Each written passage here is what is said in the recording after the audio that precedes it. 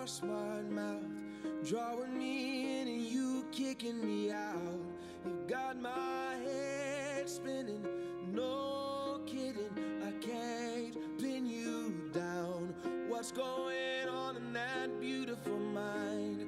I'm on your magical mystery ride, and I'm so dizzy, don't know what hit me, but I'll be alright. My head's underwater, but I'm breathing fine. You're crazy and I'm out of my mind, 'cause all of me loves all of you. Love your curves and all your edges, all your perfect imperfections. Give your all to me, I'll give my all to you.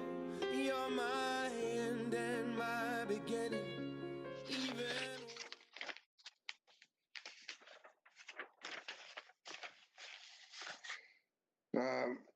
Let me ask the clerk if we're ready. Mayor, I believe we are. Okay. The study session of the Aurora City Council for Monday, December 21st is called to order. Would the clerk please call the roll?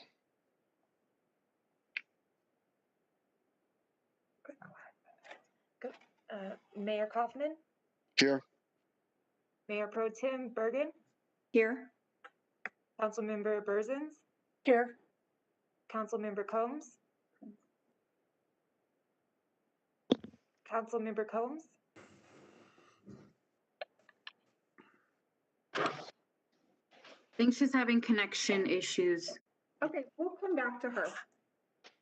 Councilmember Gardner, Here. Councilmember Cooper, Here. Councilmember Hiltz, Here. Councilmember Lawson, Here. Councilmember Johnston, Here. Councilmember Mercano, Present. Councilmember Murillo, Present. Councilmember Combs, and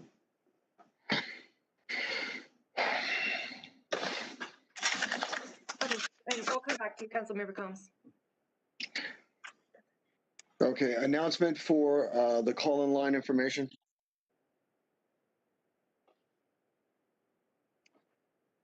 Patty, can you unmute Roger? Hear me? Yes, Roger, we can hear you. Thank you. Good afternoon, and thank you for joining this afternoon's Aurora City Council study session. If you are listening on the phone, please note we are in listen-only mode. The formal City Council meeting will begin at 7:30 p.m. The City Council welcomes feedback from resident council meetings on both matters appearing on the agenda and during public invited to be heard. We will begin the process of signing up at 7 p.m.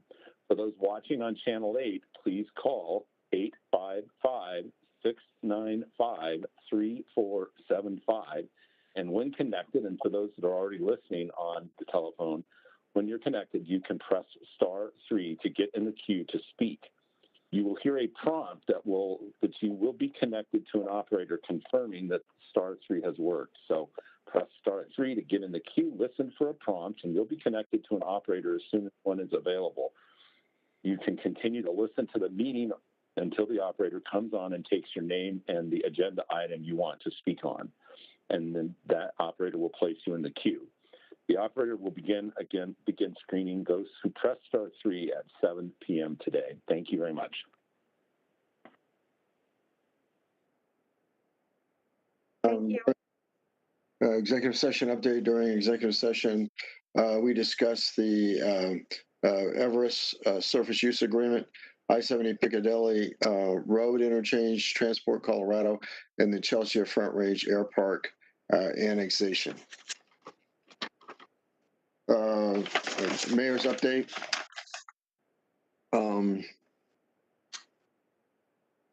I see. Susan, I see the tax credit assistance program. That is for the mayor's update. Yes, Mayor, that's where where we put it on the agenda. So if Okay. you'd like to talk about it now, we can, or we can move it to a later portion. No, very well. There are a number of federal programs that are lower income and middle income families can benefit from. The earned income tax credit, the child care tax credit, the child tax credit, child care tax credit. The communal fair amount to our families. For example, earned income tax credit for a family with 2 children can be over $6,000, and so. But a lot of people don't know how to apply for these programs. They're in the tax code, and so what I would like to do is to have an information campaign by our communications department within existing resources once a year, early in the year, prior to the tax filing deadline, to just to tell our families about these programs and how to apply for them and who's eligible for them. And so that's essentially what they would be doing. Are there any questions? Seeing none, is there, Mayor Pro Tem Bergen? Yeah, I think that's a good idea, and I would just suggest that if communications puts that out there, that they also share with the council members so we can also post it. Sure, very good point. Any other? Mayor Johnston. Councilmember Johnston. Thank you, Mayor.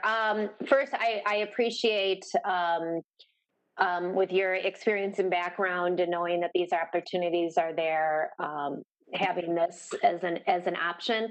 I just wanted to see if we're going to work with the counties as like when you need a point of contact, that the communications, and I know that, you know, you're an advocate for working with the counties, but like, are we formalizing? Well, let me tell you, first, I wanted to work through the counties, and and they really sort of pushed back, quite frankly. That, you know, their view is their hands are full with the programs that they have. These programs are not through the counties, though.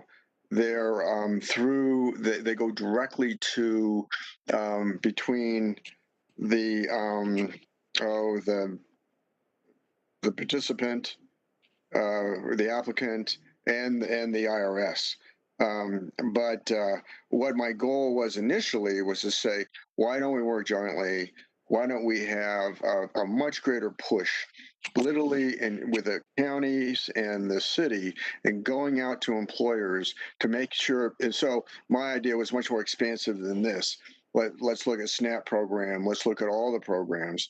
And work with the counties, and we could reinforce that ability.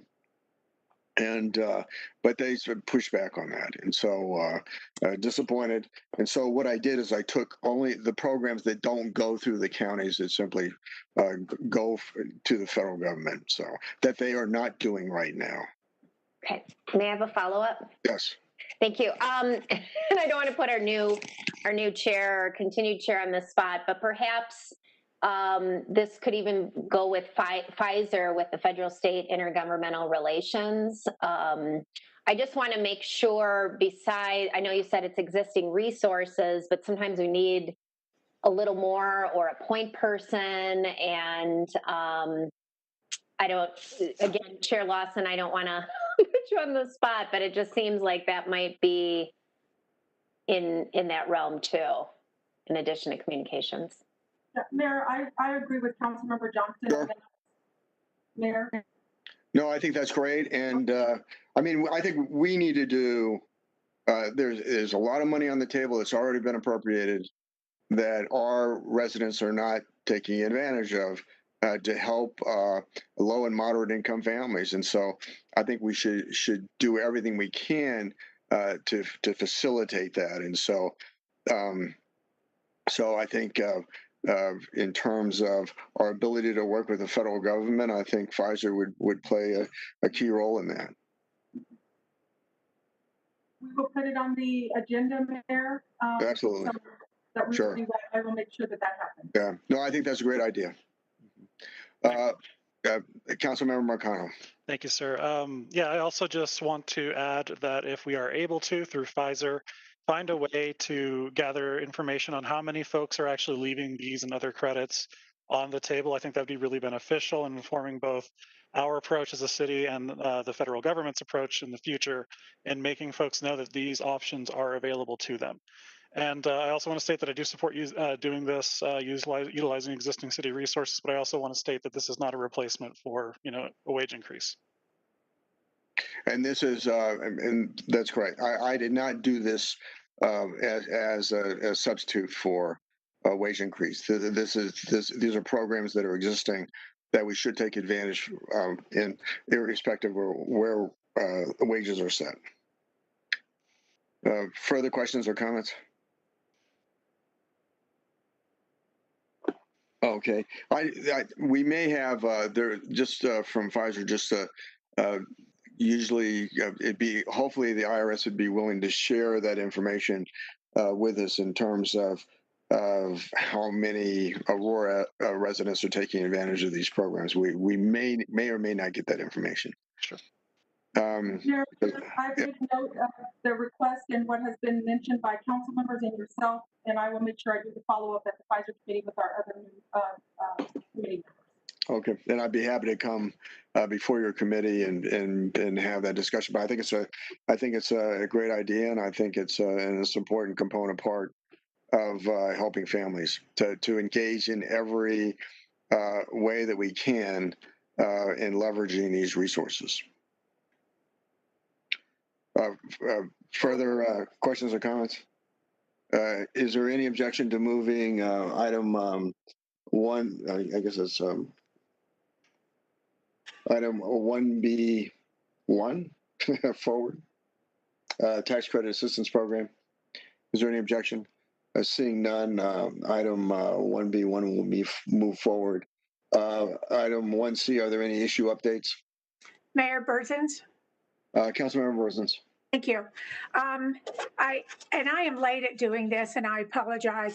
In September, we lost a young 25-year-old police officer. Mm-hmm. She had a horrific accident that was no fault of her own. And I talked to some of her friends and fellow workers, and I know sometimes we give a memorial contribution in their name when something as tragic as this happens, a young lady passes. And they suggested that if we choose to use council contingency funds, which we do have a lot left, and it's use it or lose it, that we give a donation in her name to either Cops Fighting Cancer or the National Police Dog Foundation. And I'll tell you, on the back of her memorial card, she does request the Dog Foundation. So I wanted to ask council, would you be so kind as to give a donation in her name to one of these or both of these? We can split it, whatever you prefer. Well, Councilmember Burzins, did she put both down or one down? No, she only put down the National Police, well, her parents did, Police Dog Foundation. But her other cohort said that she would be happy with Cops Fighting Cancer. Well, so, I'm not suggesting $1,000, but I know that's a lot of money. So if you wanted to split it, or I think we should do something. This is a very unusual circumstance. Okay, well, can you make a specific motion? Yeah, I would like to make a motion that we donate a memorial contribution of $1,000 to National Police Dog Foundation. I know it costs a lot of money to buy those dogs and train those dogs. Is there any objection? Councilmember, Mayor Pro Tem Bergen. No, I was just going to say that, yes, a lovely young woman unfortunately lost her life in a tragic traffic accident in Ward 6. And I think since we do have monies in the contingency fund, I mean, I would be supportive of donating to the National Police Dog Foundation. We Okay. all love our dogs. Okay. Is there any objection? Seeing none. Oh, I'm sorry. Object, but I do have a question. Councilmember Coombs. Just, I'm wondering if we know how much money is left in the council contingency fund, because I thought we had cut that for the purpose of budget balancing. Staff. Mayor and council, this is Susan. I do believe you have enough in your council contingency to fund of $1,000. You have not spent a lot of it, and you have council contingency through the end of 2020. I do not believe that you had any in 2021. Oh, I see. Okay. So it's okay. Okay. Further questions, comments? Is there any objection to appropriating $1,000 out of the council contingency fund towards this purpose? Seeing none, then we'll make that appropriation. Thank you very much. Motion for the consent calendar. I'm sorry. Mayor, we did have one more issue update, and that was the civil service. Okay. Oh, that's correct. Okay. So as you all know, we had a civil service commissioner who resigned for personal reasons. And we had another previous vacancy from the last time that you all made appointments. Right. So right now you have 2 vacancies and 3 commissioners. They do have some hearings coming up, and so they were asking about making some appointments. You may remember an email that had been sent out earlier from the city attorney's office, which we do have an existing pool of applicants because we do take applications all year long. We currently have about 8 applicants that you all have, I believe, not reviewed before. And the previous a timeline that was suggested by the city attorney's office was that we could handle rankings through the holidays, and then we would do interviews January 4th. There are other timelines that we could have as well, although in full fairness, we have not adopted a 2021 schedule yet. So I can make some preliminary thoughts on where that could land. Susan, are you sure about that date? Was the date of the interviews on the 4th or the 11th of January? So typically in historically, the interviews have been conducted as a part of study session. Right. And so in the calendar option that you all saw in your city, the regular meeting backup that received consent was option 2, which alternated study sessions and regular meetings. Oh, okay. Okay. So your study session option in January is on the 4th. And currently, we do not have another study session planned until February 1st. So at this current time, that would be the times that we can work that would be available. Certainly, you all could add other meetings as well. Discussion? Mayor? Councilmember Johnston. Yes, I object to the proposal from the city attorney. I know that we have 8 applicants. Right now we have a quorum. We need time, especially there. I think there's much more awareness on police issues, civil service commission issues. So I definitely want to have time to put that out there in the community to have an opportunity to apply. So I would advocate for that February 1st interview date. Further discussion? Mayor? Councilmember Hiltz. Thank you. This came through with the last committee, and the Public Safety Committee at the time unanimously recommended against doing this over the holidays, just because, one, this is a new position that opened up, so we should be doing a new round of outreach. This is not the same position, so pulling from the same pool, and also not doing this outreach over the holidays when we know we're not going to have as large of a reach because of that. And so we unanimously as a committee at that time recommended against this. And so I hope that our colleagues can see that this is not the right time to be rushing through an appointment. We need to be sensitive, obviously, to the timeline of the Civil Service Commission, but also being mindful of actual effective outreach. Further discussion. Mayor? Mayor Pro Tem Bergen. Yes, and I understand the concerns of my colleagues and wanting to interview, potential applicants. So my question is just, right now, we have 3 commissioners, is that correct, that are serving, and then 2 vacancies? Yes. Okay, so I think the concern is about being able to meet the obligations of any hearings or whatever that are coming up. Is that, are they concerned that with only 3 that they would not be able to fulfill their work?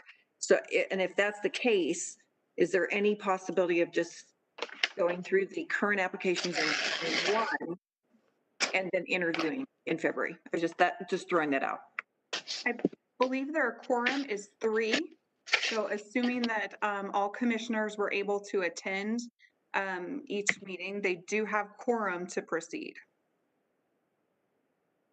Further discussion.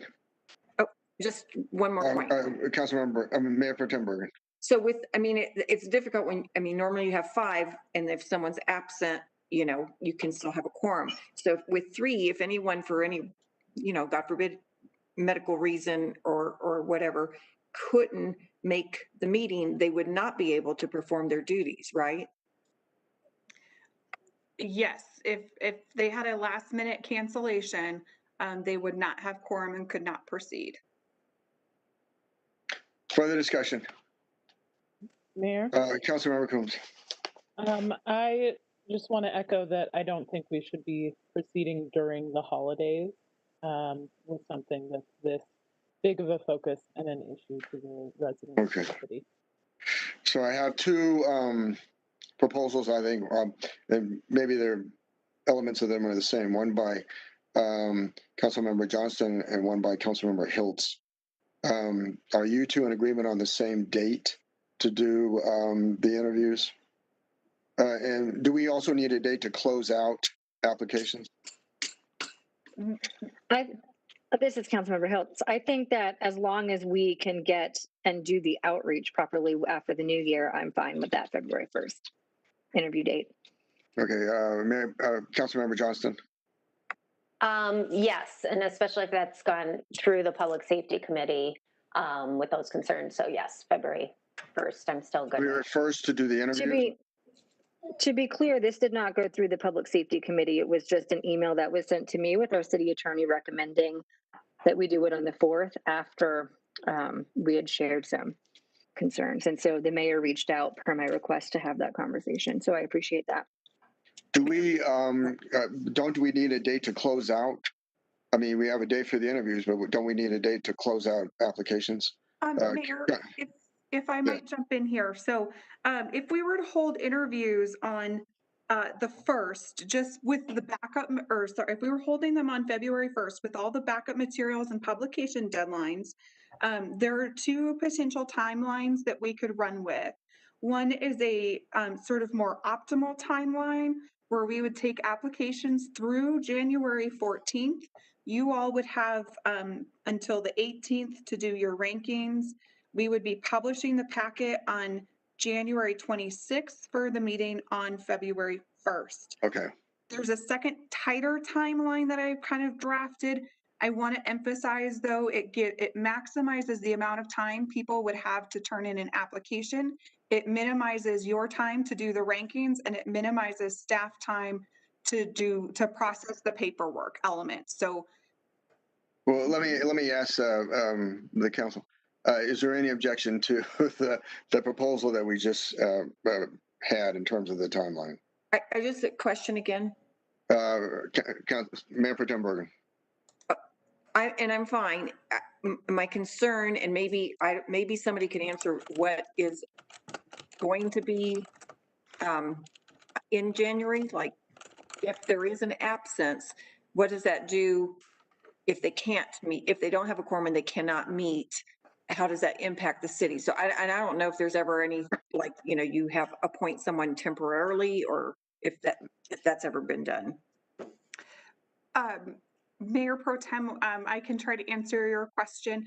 The city does not use alternates with our boards and commissions, so we don't have a temporary or stand-in person to utilize. If they would need to coordinate with their commissioners for any foreseeable dates and conflicts that wouldn't work. And then beyond that, we would be looking at some type of an emergency absence kind of thing. Okay. Is there any objection to that time? So February 1st, we do interviews, and then Susan Bartman gave a chronology of events leading up to that. Is there any objection? Seeing none, that's how we'll.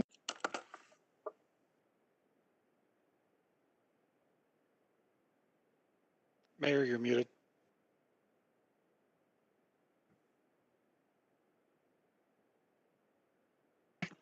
Okay, we'll move forward then with the February 1st interviews and the chronology of events leading up to that as described by Susan Bartman. Consent calendar, need a motion for item number 2A through 2D.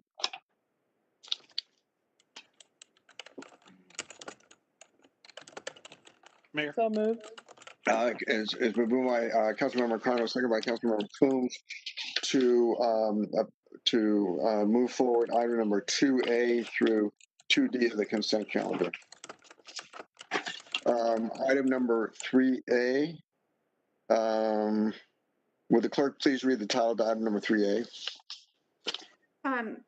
This is an item for city code amendments pertaining to city funds, resources, information sharing between the city and federal immigration authorities, providing for safe spaces in the city limits. Councilmember Coombs or Murillo, I don't know if one of you was planning to present. Councilmember Murillo. Thank you. I just want to quickly introduce this. I think we have a couple of folks who are going to be speaking more on the logistics, and also offer my colleague, Councilmember Coombs, an opportunity to chime in as well. But there's two separate items that we are discussing that went through the policy committee process. We had hoped to discuss this at our last meeting, but we're unable to do so. Essentially, we are introducing these kind of as a pair. They function very differently, but our goal is to support our immigrant community, to create safety, a perception of safety in the community.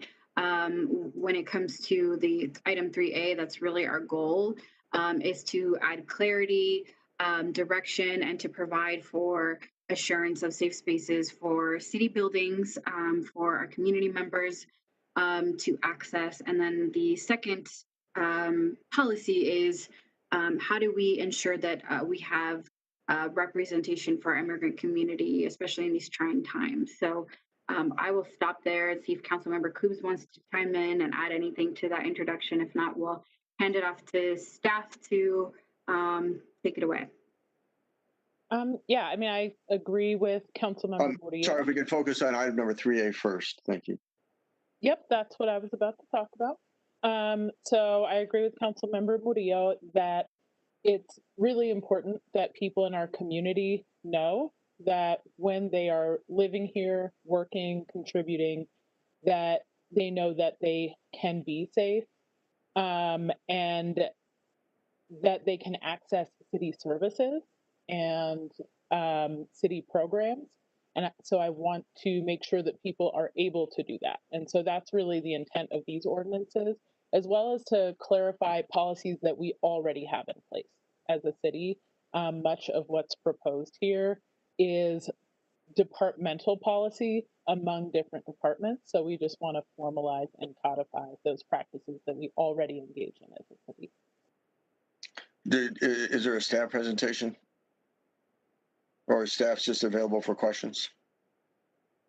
I believe Hans Hernandez from the City Attorney's Office. Mr. Hernandez. Mayor and council members, good evening. My camera doesn't want to work for whatever reason, but we have a microphone. I think that works for now.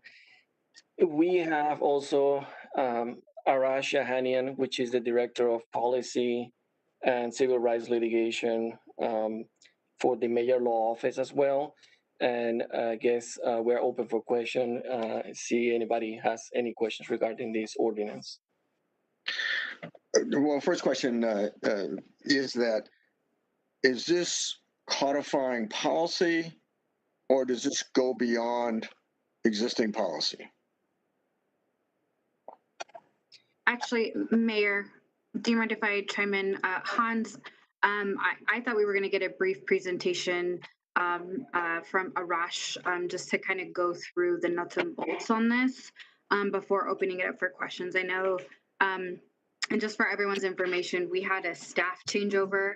Nancy Rogers, who is now the city attorney for the city of Broomfield, was actually the lead on this item. And so last minute we had to switch our main contact to Hans. But Councilmember Coombs and Hans, is that okay if we ask Arash for a quick overview? I know people have read it, but I think it would just be helpful before we get into specific questions and for the public. Absolutely. You are correct. Absolutely. I apologize. I forgot about that part.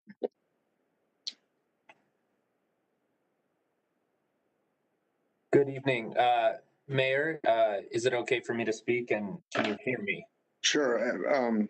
You're with the city attorney's office? I just want to be clear. Mayor, I'm with the Meyer Law Office here in Colorado. We have many clients in Aurora. We've had a connection to the community for many years and have been involved with helping out with this ordinance. So I'm happy to fulfill the request to make a brief presentation. For clarity's sake, and I apologize for my confusion, we are discussing 3A. That's correct. Okay.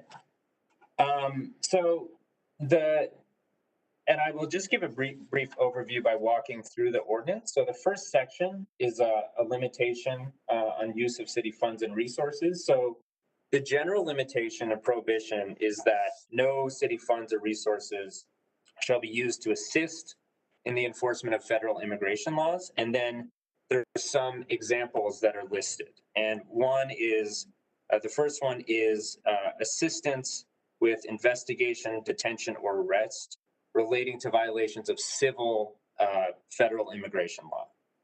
And then the next few prohibitions pertain to information gathering and sharing about national origin, immigration status, and citizenship status. So the prohibition is on collecting that information, including that information on applications for city services or benefits, and then sharing that information as well, except where there are, and the broad exception, and actually, excuse me, there's one more, and that's also initiating any law enforcement contact for the purpose of gathering that information. And the broad exception to all of those is where gathering and sharing that information is otherwise required by law, whether that's city law, regulation, state law, or federal law. And then kind of the broad exception to this limitation on city funds and resources and what employees are allowed to do is that if an employee of the city is presented with a warrant or subpoena that is issued by a federal judge or magistrate, then it would be expected that compliance with the subpoena or warrant would be expected. And in addition, any cooperation in a joint criminal task force, coordinated law enforcement actions, that's another broad exception. So the key distinction here is criminal activities, whether that's through like a joint task force or supported by a warrant or subpoena signed by a judge, versus pure immigration enforcement, which is a civil legal scheme. The next section, 102.5, and I just covered 102.4. So 102.5 is the restriction on notification to federal immigration authorities. And this is just, not sharing information that's not already available to the public to federal immigration authorities. That would allow individuals to be identified, such as release time or date from the jail, appointment times, home address, work address, and the like. And again, the exception to that is when the Federal Immigration Authority, if they are to present a warrant or subpoena that has been reviewed independently and signed by a judge or magistrate.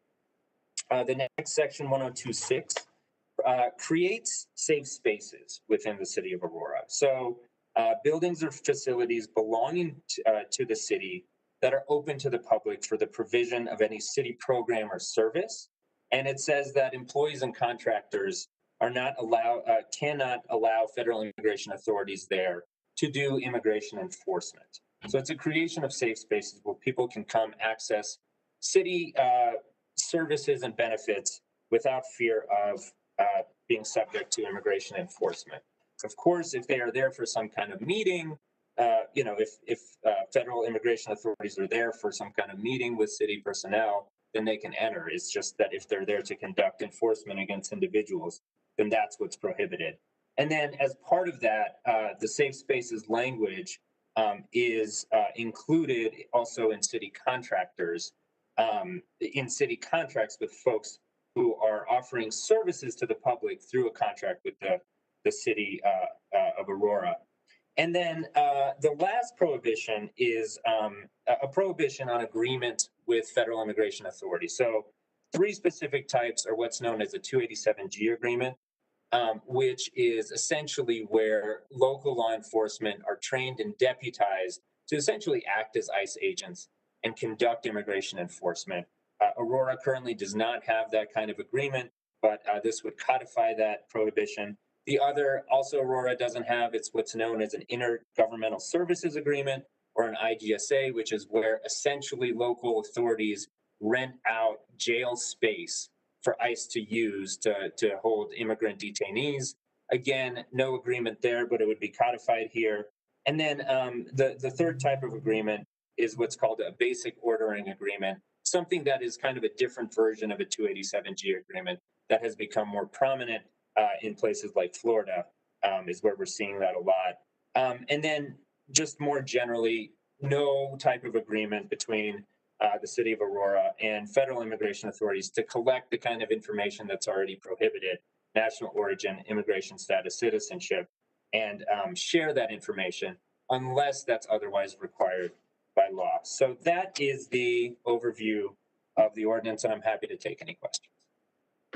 Questions or comments?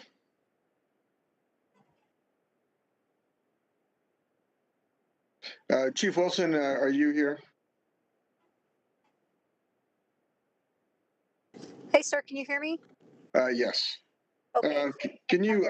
I think that the one of the notion by the proponents or the sponsors is that this really is what we basically what we currently do, codifying what we currently do. Can you comment on that? So right now, the APD does not enforce immigration laws. I think that's important. I've spoken on this many times due to the fact that we need to support and be public safety for all residents. So we. Oh, I just lost you. Chief? Did that answer your question, sir? No, we lost you. I'm sorry, you're going to have to repeat it. We lost you. Are you there now? Oh. Mayor, maybe while we're waiting, I think I saw Councilmember Berzins raise her hand too. Councilmember Berzins, go ahead. Yeah, thank you. I have maybe 2 or 3 questions. Isn't this just a fancy name for saying you want Aurora to be a sanctuary city? I read that into it. I do have a question on the people that have a contract with the city of Aurora. So does that mean, I didn't get an answer for my first question, so I'll take that as a yes. Well, let's let sponsors answer the question. I don't mind jumping in, Mayor Kaufman. Please, Councilmember Mario. Yeah, Councilmember Burzins, you kept asking your second question, so we didn't really have an opportunity to respond, but thank you, Mayor. There isn't a definition of sanctuary city, so no, seeing as there is no definition. Okay, thank you. Second question is under contracts. I read the backup and then you touched on it a little bit when we went through. Are you saying that anyone that has a contract with the city of Aurora, whether it's trash pickup, porta potties, people that provide the meals for a detention facility, people that provide officers' uniforms, because they have a contract with the city of Aurora that their businesses, all their land, everything they have has to be a safe space? Isn't that what I read in here? So one thing I do want to clarify, and then I'll let Hans and Arash jump in from the legal side, is that we did discuss with Nancy that any existing contracts could not be bound to this because it's not in their existing language, but they could have an opt-in if they chose. But for future contracts, the language would go into those contracts, but I'll let Hans and Arash kind of discuss the extent of the impact on contractors. I'm happy to chime in here on that one. Councilmember, the safe space is defined as any building or facility open to the public for the provision of any city program or lease. And then so it's an extension of that definition. So I don't believe it would go that far, that anyone who has a city contract, and going back to the discussion of when this was drafted, it's the idea is that if there is a space that people need to access services, that would be a safe space to them. Okay. Well, and I brought up the business that provides uniforms for our officers, whether they're police or fire. They have to go to the business to be fitted. So that would be the space, I guess. Are you talking about the general public, or who are you talking about? General public. General public. Okay. Well, what if the city has a contract with them, but yet they sell things to the general public and the general public goes in to try on their suits? So I guess I'm splitting hairs here, but it seems like that's a very long arm, a very long tentacle to say any contract that we have with anybody that the public goes in. So, okay, that's all the questions I have for right now. Thank you. Councilmember Hill. Mayor, thank you. So that ad was actually mine, so I'm happy to speak to my intent on the extending it to anyone who receives city funding. I'm thinking more along the lines of nonprofits who are providing services to our community so that people can access those services in a safe space. And I think there's a difference between receiving city funding, as in we are collecting taxpayer dollars and then we are giving that to you, and a city contract for the procurement of services through the city. So that's something that I see a distinction on. And, the opt-in option is because we can't, like Councilmember Kuhn said, require that of existing contracts. To your question about sanctuary city, I ran saying that I supported a sanctuary city, whatever that might mean for Aurora.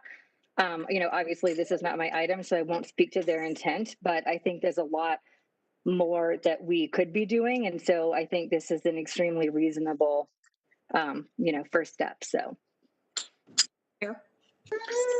Councilmember Bergen. Yes. Mayor Pro Tem Bergen, I'm sorry. Thank you. So I have a few questions. On the contracts, do we currently require that anybody that we do business with the city has to be a legal citizen? Do we currently have that requirement? That would be for procurement, or maybe an attorney. Well, maybe while they're trying to get that answered, I have a question for Chief Wilson. Please And- proceed. Yes. So currently our police do not ask for legal status, for example, if someone stopped for a traffic violation, right? That's correct, ma'am. Can you hear me? Yes, I can hear you. Okay. So I know we don't do that currently, and my issue with all of this is more on the cooperation with federal agencies, especially when it comes to public safety. And that's my biggest concern is public safety of, someone that is a dangerous criminal, that is illegal status, being released back into society. And we've had situations across the nation of that nature.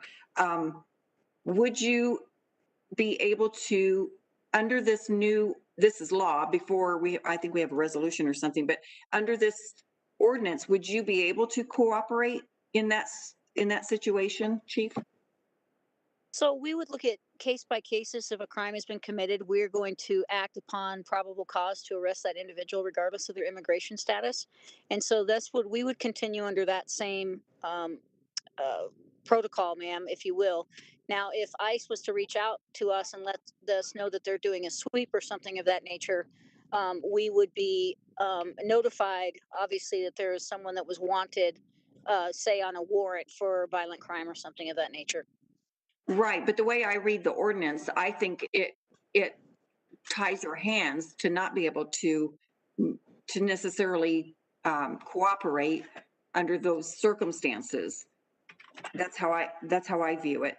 And then just so I'm clear, if someone stopped for traffic violation, something like that, we never ask their immigration status. If they're arrested for a crime, my understanding is then they're fingerprinted, and then their fingerprints would go to federal agencies like the CBI and so forth. And that is when there's a potential for Homeland Security or ICE to then notify us and say, we're looking for that person. Correct? So that falls under the detention's job and standard operating procedures as far as sending those fingerprints off and doing the notifications that they need to do. But again, really, it will not affect my ability to enforce the law by this ordinance from the way I'm reading it. I will be enforcing the law on probable cause and not on immigration status, or having that be even a component of it. Okay. And then just in general, when I'm looking at the ordinance, it says we cannot disseminate information about citizen status of any individual, blah, blah, blah. Do we not ask for citizenship status for people that are running for election in our municipal elections? Thought it was a requirement they had to be a citizen. If the council member would like, I can speak to this requirement as well as to her earlier question. This is Dave Lathers. Thank you.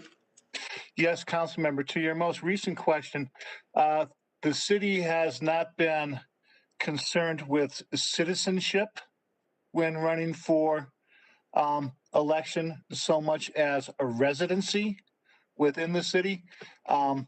They may coincide entirely, they may not. Councilmember Coombs actually has presented an ordinance on that for boards and commissions, and that actually parallels our requirements otherwise. It would theoretically be possible, I believe, for somebody to run for office while their citizenship was in question if they had actually been convicted of a felony in association with their citizenship. That would prevent it, but that's a very unlikely scenario. Those are not felony matters, so it would not prevent somebody from running for council.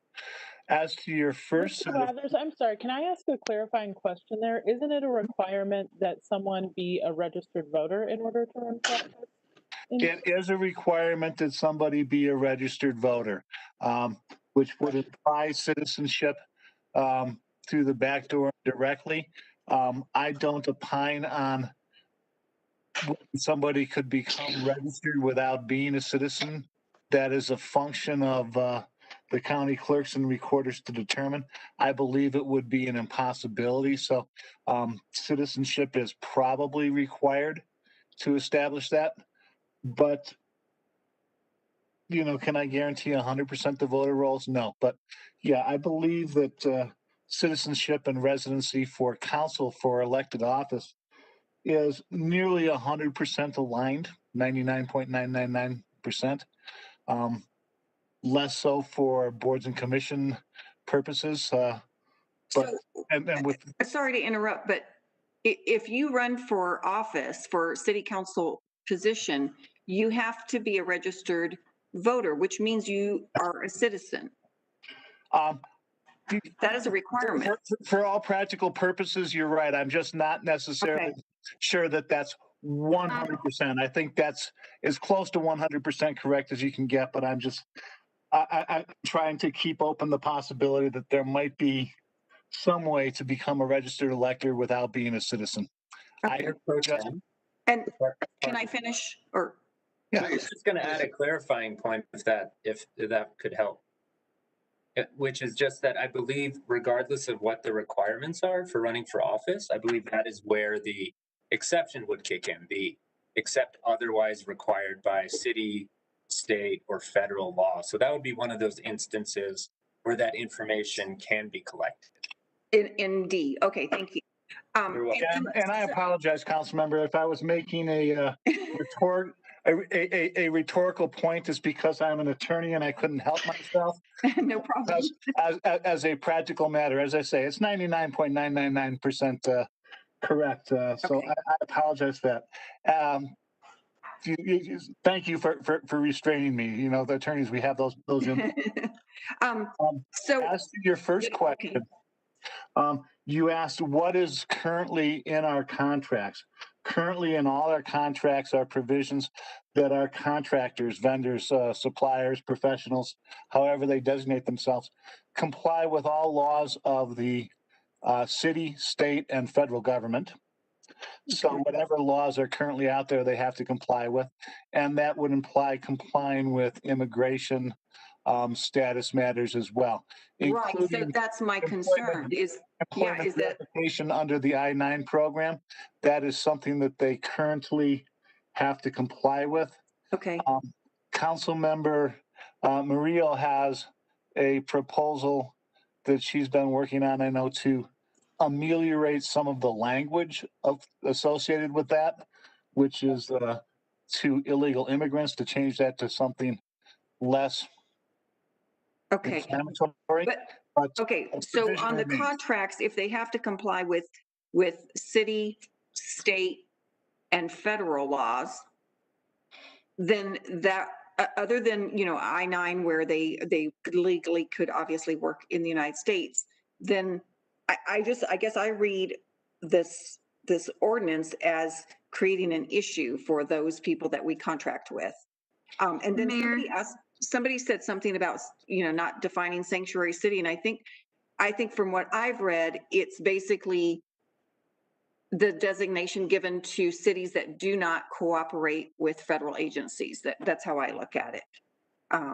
Mayor, I think there's just a quick procedure.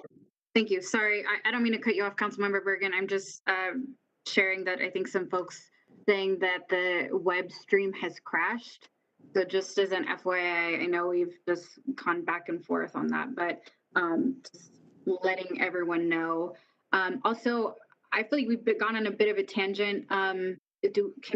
Councilmember Bergen, can you get back to your question one more time? I'm just trying to see if I can be helpful as well. Thank you. I know it's been, well, I had a question for the chief. I think that was answered. I got clarification. I wanted clarification on the contract, which I'm not sure that I agree with what language is in the ordinance versus what we require in terms of complying with federal laws.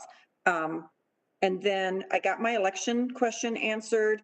The safe spaces, I mean, I think that is really problematic in terms of allowing our public spaces to be used to harbor. people. I think there's places for that. You know, there's churches and there's nonprofits. I just don't think that our citizens in Aurora are going to be in favor of that. Mayor, yeah, can I clarify on that?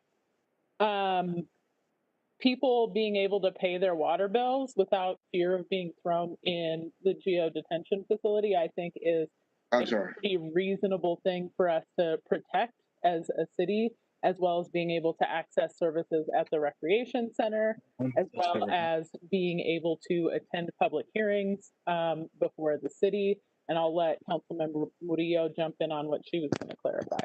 Councilmember Murillo. Thanks, Mayor. You were muted earlier. Sorry, we couldn't hear what you were saying.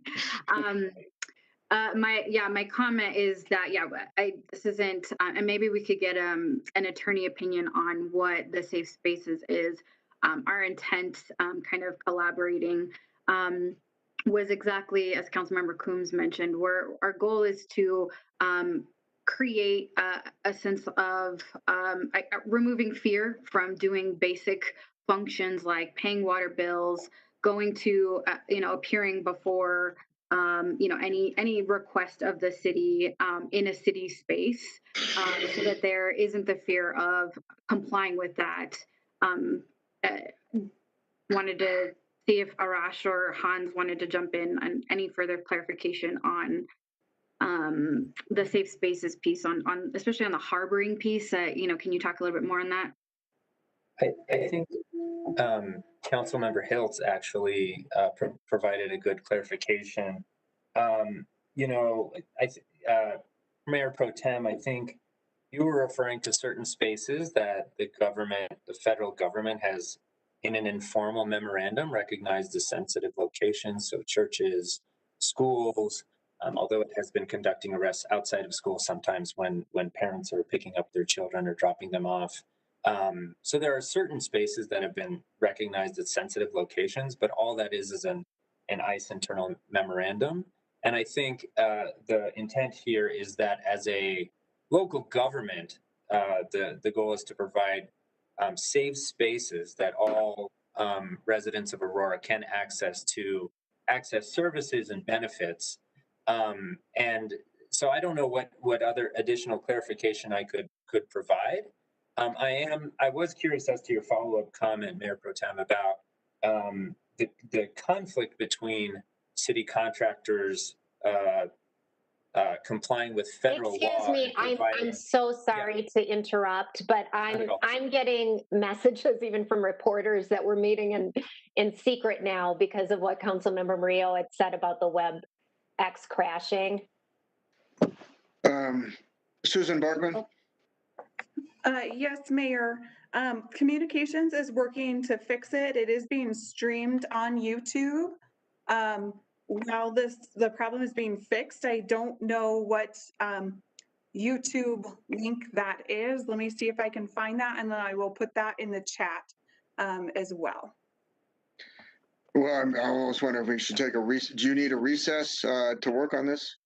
If we could take a brief recess while we get that message out that it's being streamed on YouTube, that would be great.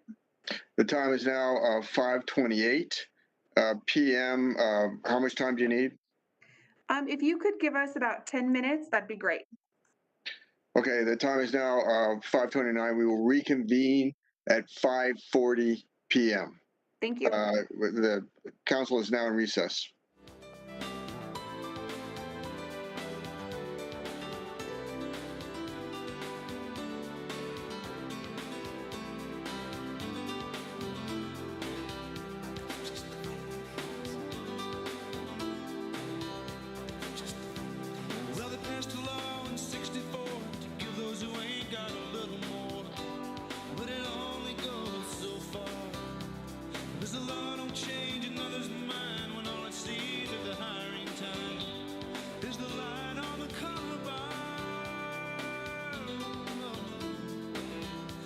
Just the way it is. Some things will never change. That's just the way it is. That's just the way it is.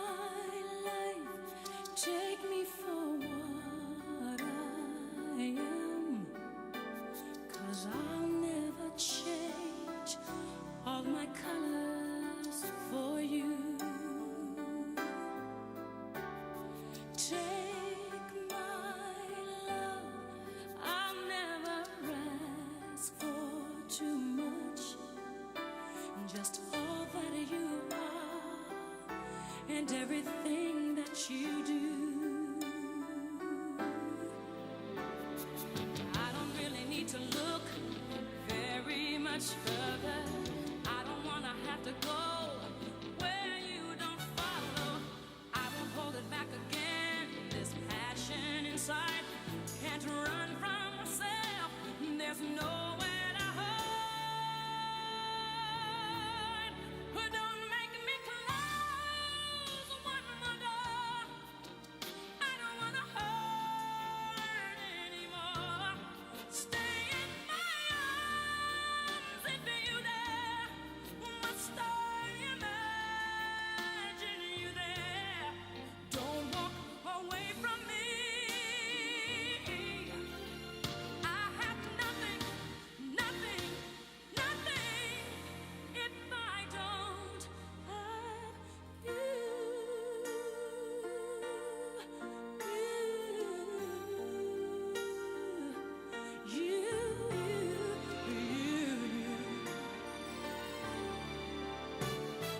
You see through right to the heart of me. You break down my walls with the strength of your love. I never knew love like I've known it with you. Will a memory survive? One I can hold on to. I don't really need to look very much further. I don't want to have to go where you don't follow. I will hold it back again. This passion inside, I can't run from myself. There's nowhere to hide. Your love I remember forever. But don't make me close one more door. I don't want to hurt anymore. Stay in my arms if you dare.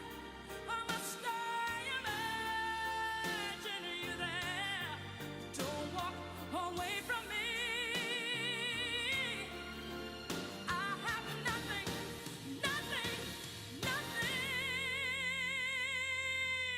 Don't make me close one more door. I don't want to hurt anymore. Stay in my arms if you dare. Or must I imagine you there? Don't walk away from me. No, don't walk away from me. Don't you dare walk away from me. I have nothing, nothing, nothing if I don't have you.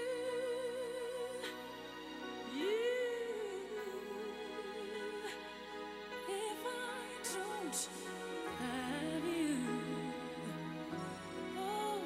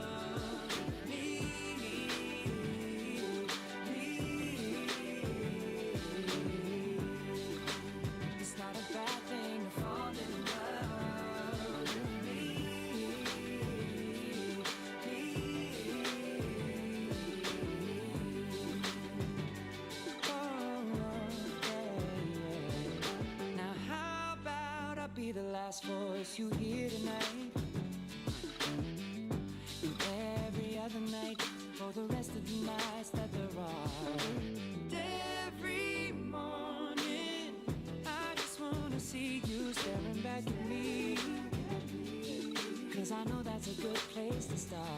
I know people make promises all the time, then they turn right around and break them. And someone cuts your heart open with a knife, now you bleeding. Don't you know I could be that guy to heal it over time? And I won't stop until you believe it. 'Cause baby, you're worth it. So don't act like it's a bad thing to fall in love with me. 'Cause you might look around and find your dreams come true with me. Spend all your time and your money just to find out that my love was free. So don't act like it's a bad thing to fall in love with me.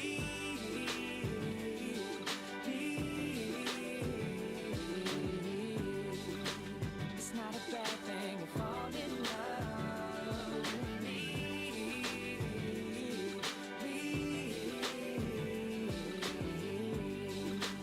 Not such a bad thing to fall in love. No, I won't fill your mind with broken promises and wasted time. And if you fall, you'll always land right in these arms of mine. Don't act like it's a bad thing to fall in love with me. 'Cause you might look around and find your dreams come true.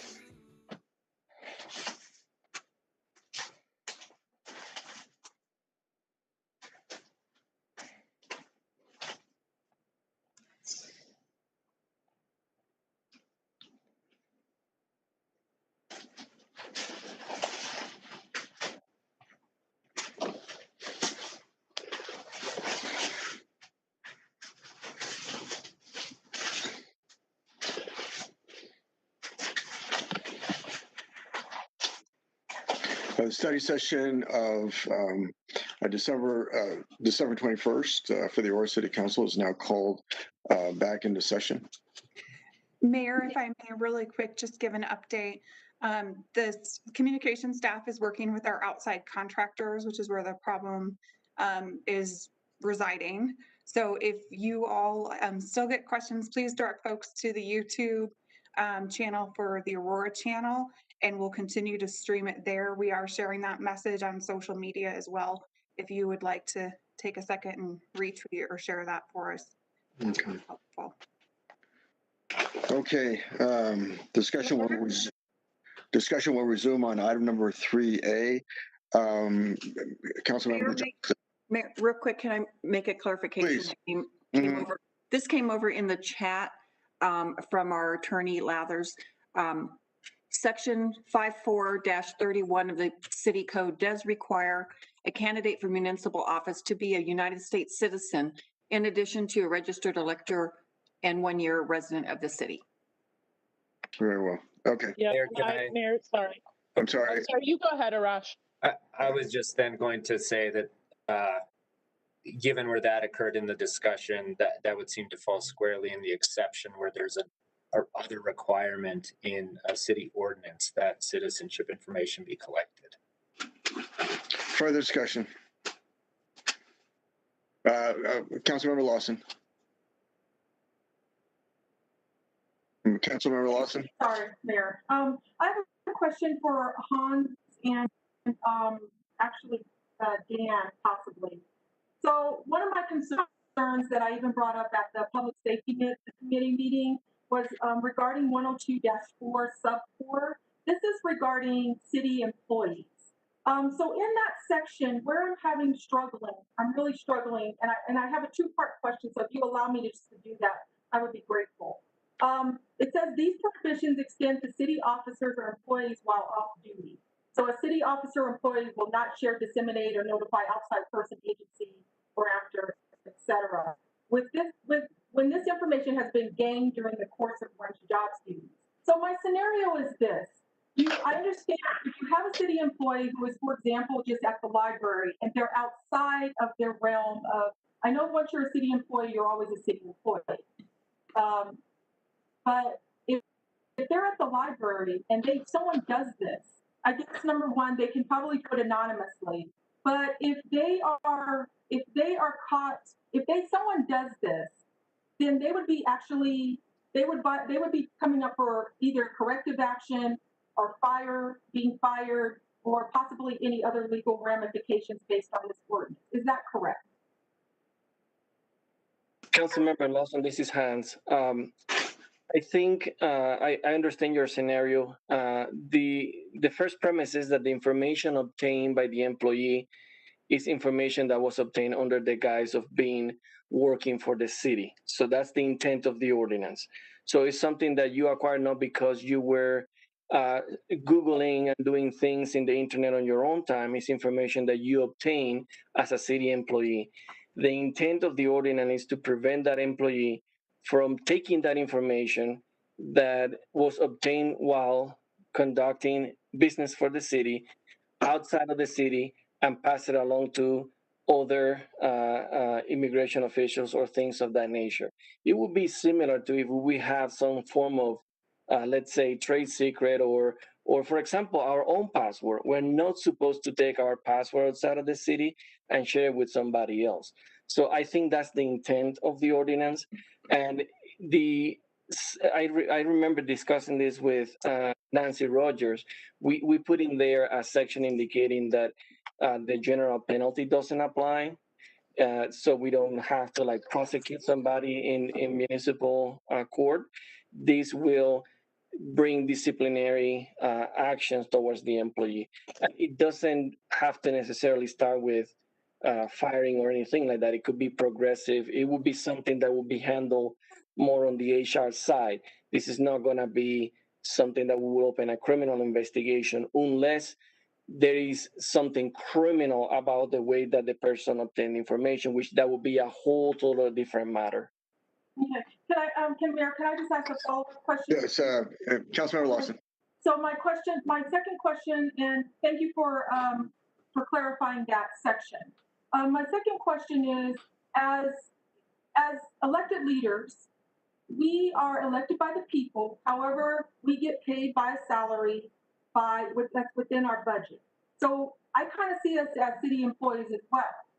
So with an elected leader, if they do this, are we subjected to the same penalty, or are we subjected to censure, or is that just come as you go?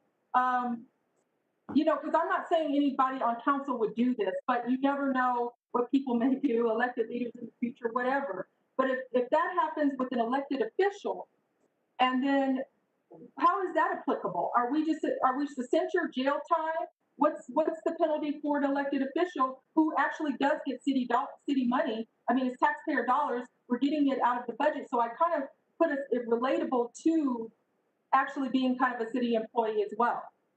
I kind of understand how you feel about it because you're getting paid by the budget, but elected officials are not employees. This ordinance is directly related to employees. If there would be a situation where a council member would do something like this, it would be something that will be handled amongst the city council, either through the council rules, censure, things of that nature. This ordinance does not apply to council members. Okay. Thank you. Sure. Further questions or comments? Mayor. Councilmember Hiltz. Thank you. I just wanted to clarify my intent because that was also my ad on the extending it to employees while off duty. And the intent behind that is if you learn about someone's immigration status during the course of your job, you can't then go home and on a Saturday night call ICE and say, oh, nudge, nudge, you should go check out this address. You're not doing it in a formal manner through your job, but that information was gained through your job. And so that was the intent behind that personal time part of it. Further questions or comments? Mayor. Councilmember Murillo. Yeah, just quickly on that point too. I recall us having conversations around creating a leave policy that had to be in our council rules in addition to any I guess because we are governed by a different set of rules per se than city employees, just because we were elected officials as opposed to going through like a formal hiring process. So just wanted to just echo that we've had to, I guess, amend council rules to make exceptions for council members when there was an explicit policy.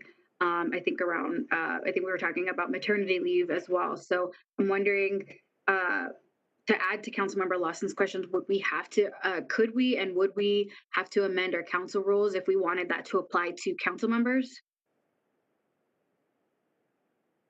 And this is Dan Brodsman.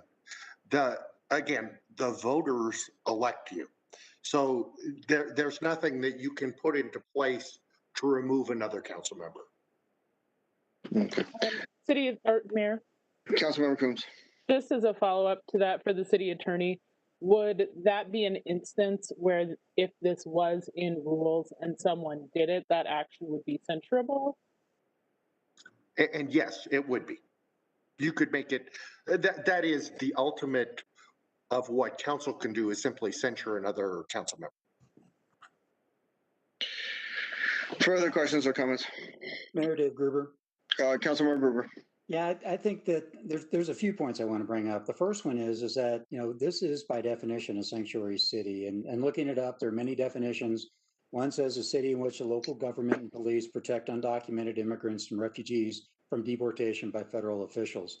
The simple concept of being able to run in for someone being pursued by a federal organization to run into a city building and declare, or mandate that I want sanctuary, I want a safe city. You know, this is clearly, and calling it anything other than a sanctuary city, I think, is a little bit, it's silly. We all know this is a sanctuary city bill.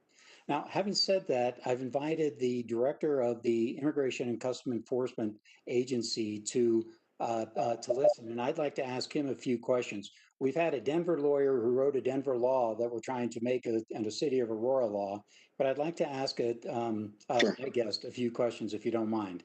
Please proceed. All right, so please introduce yourself. Hi, can everybody hear me? Yes.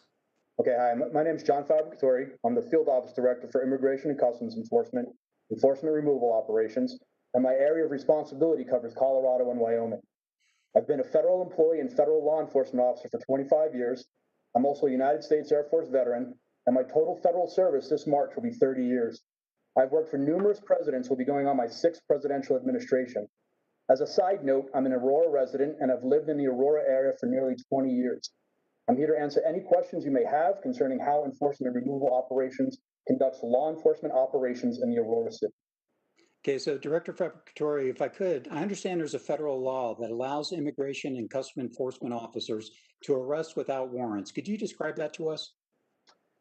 Sure. So under U.S. Code Section 1357, the powers of immigration officers and employees, which is further codified under 8 CFR 287, the exercise and power of immigration officers, it authorizes the arrest of immigration violations without a warrant. Although in most cases, officers will have an administrative warrant signed by a designated official. Okay, so, and again, could you describe the difference between a administrative warrant and a warrant that would be signed by a judge? Sure. So for a civil matter, which most of our immigration proceedings would be under, that warrant would be signed by a designated official, which would be a supervisor listed under either of those sections of law I just mentioned, where a warrant signed by a judge would be a criminal matter. And, we do get a lot of criminal warrants. We do a lot of criminal law enforcement as well. So we use both, whenever we can. We use a lot of the civil administration because it allows people to go in front of an immigration judge and actually see an immigration judge civilly instead of having to be placed in a criminal proceeding, which would give them a criminal history if they were convicted of it criminally. Okay, so under the sanctuary city law that we're discussing right now, the impact would be that the city could not participate at all while you used a civil warrant, or you were arresting someone civilly. Is that the way you understand it? Yeah, I mean, from what I'm reading, that is the way that it does look. And, there are a lot of situations where we help local law enforcement and we're able to dismantle, criminal cartels and drug organizations by using our immigration authority to take down those organizations. While we're also searching for, a criminal warrant on that case. Just recently here in Aurora, we helped take down a cartel which had over 400 pounds of methamphetamine, 5 pounds of heroin, 4 pounds of cocaine, and 15,000 fentanyl pills. And we use our immigration authority to help with that arrest. All right, so Mayor, point of clarification. Councilmember Coombs. Just on the law that we were talking about, that those types of task forces are permitted under this law. Is that correct, Arash? Yeah, absolutely. That's explicitly in the statute. Okay, well, Mayor, if I may correct that, the issue is that in some cases, people are arrested from the task force under immigration, under civil law, as Director Fabricatori just mentioned. In some cases, they're arrested under criminal law.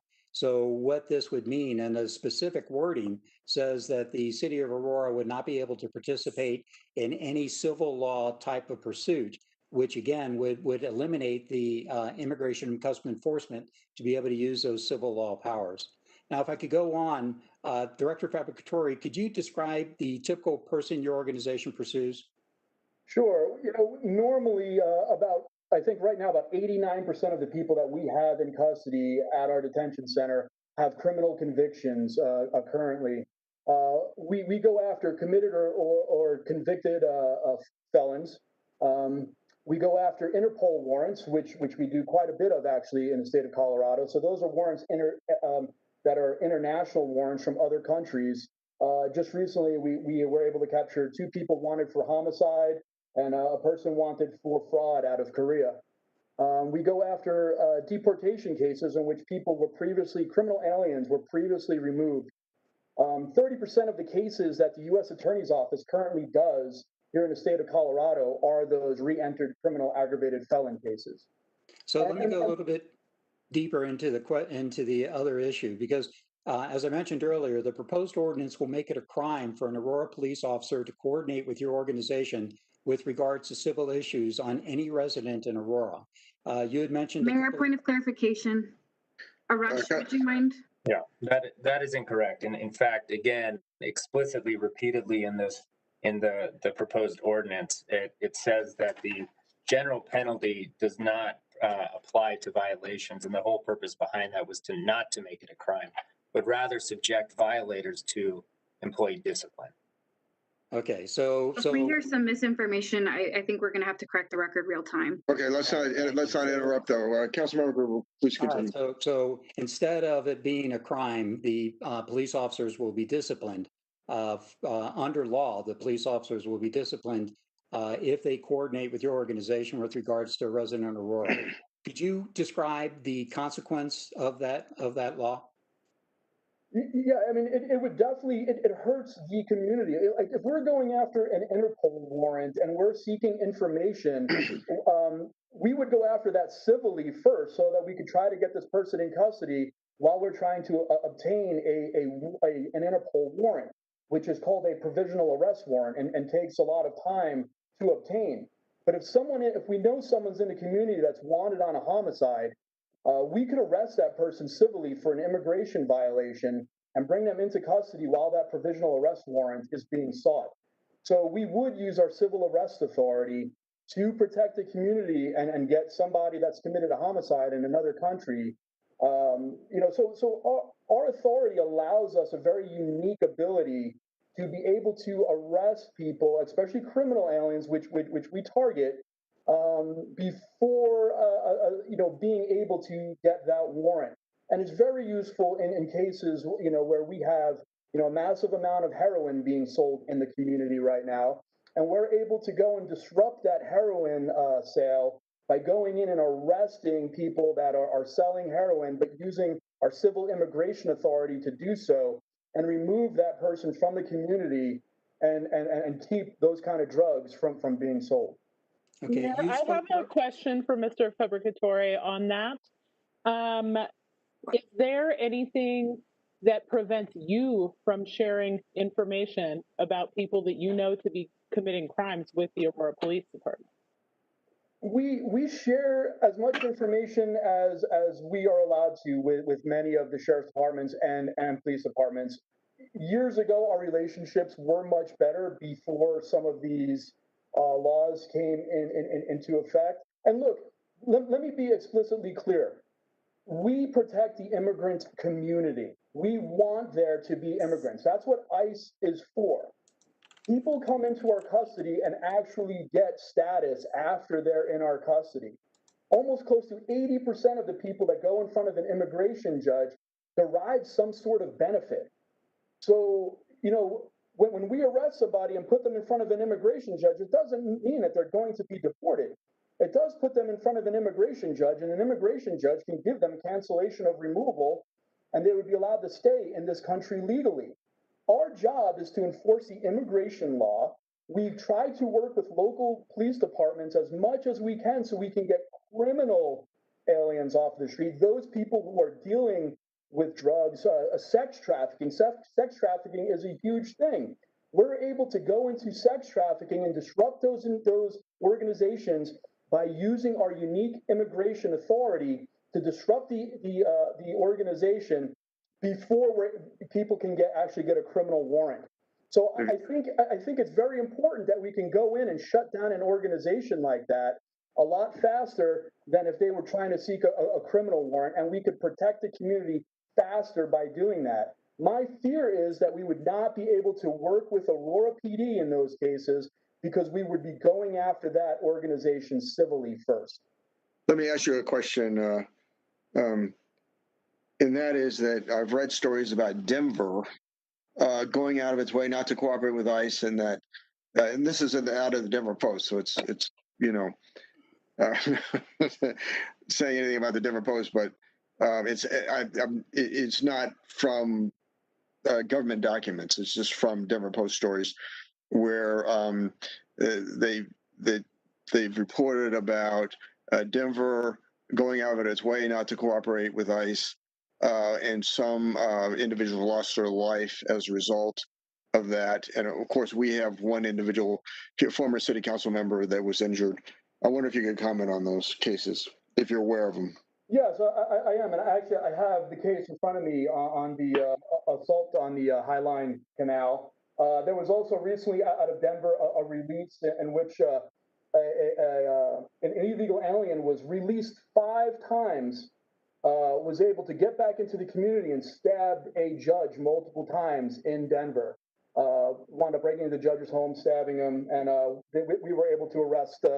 Actually, that person's got a detainer on them now that they're in custody in Denver. But they were released previously 5 times and were able to re-enter the community. These are the types of people that we are looking to go after. These are the types of cases that we are trying to protect the community from. We want to see legal immigration. We want to see people come to this country. My grandfather was an immigrant from Italy. I have it's feeling for me that the United States should be a welcoming country for immigrants. There is no case with that for us. I want to be able to clearly go after criminal aliens and those that are violating the immigration law. That's, that is our purpose. Director Fabric-Kountoury, if I could, the proposed ordinance will create safe spaces in city buildings. We just had that discussion. Essentially sanctuaries where people would come into the building in all Aurora buildings. That means that the Aurora Police will be charged with denying federal law enforcement the ability to enter. Could you explain how that would impact your operations? If you're coming in to arrest someone and an Aurora Police tells you, or Aurora police officer tells you to stop, how do you see that going?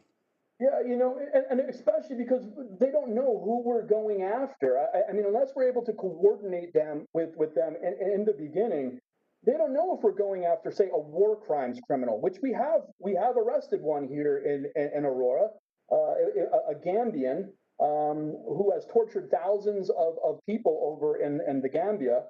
We have a terrorist who is currently in our custody. So people don't know who we're going after with our civil immigration authority. to make that arrest initially to then build a criminal case. So, can I ask you quickly, in both these cases, this is Mike Hoffman, did you use a civil warrant or a criminal warrant on those cases?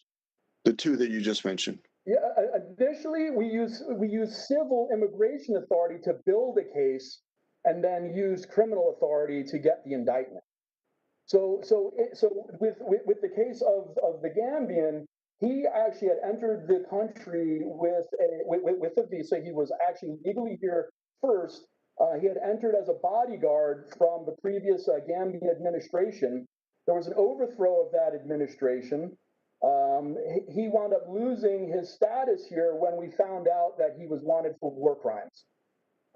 So he was arrested on that status being taken away from him by immigration, and then a case was built on him following the war crimes. Mayor. It's Councilmember Murillo. Yeah, I just wanted a clarification. Did I hear you say something about administrative, like something was called something administrative? I've used administrative a bunch of times, so I'm not really sure. That's what we call our civil enforcement, administrative enforcement. Administrative enforcement. Is this similar to how ICE would define administrative segregation? I saw an article about the Division of Homeland Security of inspectors found that ICE detainees were kept in solitary confinement for 300 days.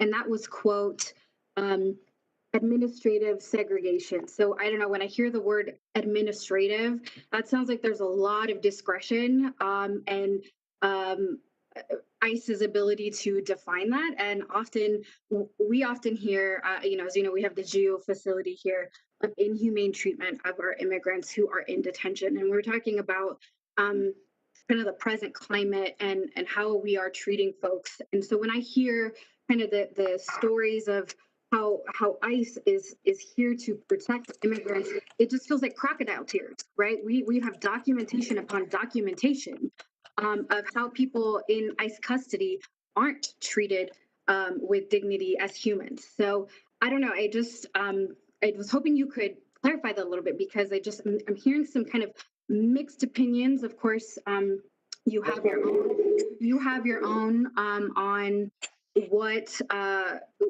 good and treated well might mean, but there are other opinions on how ICE is treating their folks. So I was just hoping you could clarify that. Sure, those are two separate, totally different things. I'd more than love to speak with you about that. I think I've been very transparent about what occurs in the GEO facility. I've invited council members in numerous times. I've toured that facility, so I appreciate the invitation. Let's not interrupt, please. Okay, please finish your point. Okay. To inspect that facility, but I will come, and speak to the council on GEO if you would like at another time. But I would really like to stick to what the ordinances are in front of us right now. I'm not. Well, just a point of clarification. My Councilmember Murillo. Okay, go ahead, please. Thank you. Just as a point of clarification, the administrative segregation was not for the GEO facility. That was ICE in general. So yeah, okay. Thanks for that. May I go on? Councilmember Gruber, please proceed. I still have a question about the last point that was Councilmember Coombs. Regarding using the ICE authority to detain people who don't have any criminal case built against them at this point, or any criminal case at all. My concern there is that what it sounds like to me, and please attorneys, let me know if I'm off base on this, is that essentially the ICE authority is being used to circumvent due process. And so although I understand that it may be expeditious, my concern is that there are clear cases of abuse of abuse related to violating people's due process rights in terms of the criminal legal system. And so I'm concerned, and again, if Arash and Hans can let me know if I'm going in the right direction here, it sounds like these warrants could be used to just circumvent due process entirely. Well, can I answer that first? Because please go ahead. To displace that. So So the case in question with the war crimes criminal, he had a full immigration court proceedings. So you would not be off base by claiming that if that was not the case. If we were not putting people in front of an immigration judge and having a full immigration case based on their violation of immigration law. So we have the authority to arrest on immigration violations. We can make that arrest and put someone in front of a judge, which this person did. Full due process given to them under immigration law to be able to at least go through their immigration hearing and have that aspect of the law concluded. Councilmember Coombs. Sorry, are there rights with respect to the criminal legal system, their due process rights being respected in this process, or is this a way to circumvent their due process rights in relation to the criminal legal system? And maybe Arash or Hans could opine on that. I mean, the short answer is I share your concerns, Councilmember Coombs. You know, there's been references to warrantless arrest. There's been references to the administrative warrants that are issued by ICE, and they are actually referenced explicitly in 102-5 subsection 1B, and to make clear that they're not the kind of warrant, criminal warrant that or subpoena that would fulfill the exception. And the reason for that is, as Mr. Fabricatore testified or said just now, it's reviewed by a supervisor, and in other words, the warrant is filled out by an ICE agent and then signed off on by another ICE agent. And rather than going through the level of independent judicial review that our criminal system requires. So I share your concern, Councilmember Coombs, that Mr. Fabricatore is saying we can get there more quickly. And I would assume that the kind of massive drug busts to which he is referring, and in addition to the cases within the U.S. Attorney's Office, either are or should be the kind of case where you'd want to be airtight and obtain a warrant, and especially if we're talking about an extensive operation. And if there is, in fact, an ongoing crime that requires some sort of exigency, then it would fall within a criminal exception under the Fourth Amendment to the United States Constitution. And again, this is why, and I appreciate that Mr. Fabricatore has, spoken about the distinction between civil and criminal law. And it's for that very precise reason that we have included these exceptions for criminal joint task forces. And, you know, there are criminal aspects of the Department of Homeland Security that work with local law enforcement to help enforce criminal law. So I'm a little, I would just very frankly say that I'm confused by this representation that ICE goes in there quickly and executes civil arrest. And I'll just make one last quick point. I'm happy to make any further explanation that you all need as well. There are examples throughout the country of errors when these ICE administrative warrants are issued because they go through automated systems. ICE has very sophisticated means of accessing information. When someone is fingerprinted, and this was referenced earlier by one of the council members, forgive me, I don't remember who exactly, but the fingerprints going into a database, which ICE can then access. And will have access to people's information and can go find them without the assistance of Aurora Police or other city employees. And sometimes in those instances, when they generate administrative warrants and don't have that independent level of review by judges, they will pick up erroneous cases of people who they believe are here illegally. This was elucidated in a case out of California, the Gonzalez matter. So that level of independent judicial review is important, and it's important why that warrant exception is embedded in this ordinance, and not and the ability to enforce criminal law is made explicit as an exception as well, and to work jointly in joint criminal task forces. Mayor, may I continue? Councilmember Gruber. Okay, so again, I think that there's a little bit of spinning going on here. And the part I want to emphasize is that the civil law that that the Immigration and Customs Enforcement works under is federal law. It's not, they didn't make it up. The authorities that were given to them were given by the Senate, approved by the president. It's a federal law. So to imply that they're going outside of federal law is simply not true. And I'm not even going to go through the rest. Let me ask Director Fabricatore, if I could, if you are denied the ability to arrest someone in an Aurora facility because that person has claimed sanctuary, how would you pursue and how would you arrest that subject? You know, we would initially, you know, look, we don't want to fight with the Aurora PD. We don't want a situation where you know, there's going to be any kind of bad blood or bad situation there. But we would pursue that person at their home, at their work. We are not going to forego our immigration authority to not be able to arrest this person. And where we could have arrested just one person, now if we go to their home, we may arrest multiple people. We may arrest multiple people at a work site.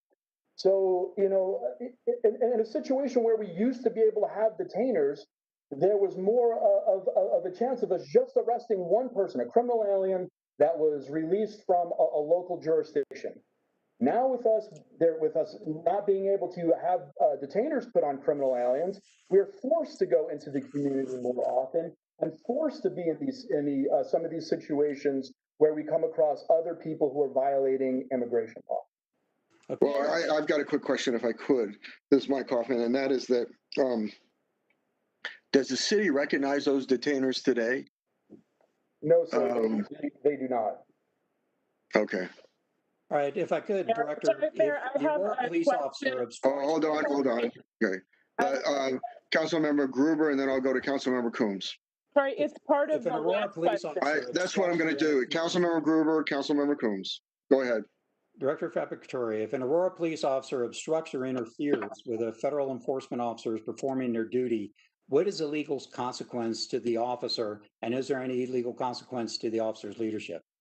Yeah, you know, so that would go through the U.S. Attorney's Office. We would bring that case to the U.S. Attorney's Office to get a determination on whether there could be some kind of harboring charge or another criminal violation of harboring a criminal alien. As you may know, there was a case of a judge in Massachusetts that allowed a criminal alien to leave the courthouse, and she may have aided in his leaving, aided and abetted in his leaving.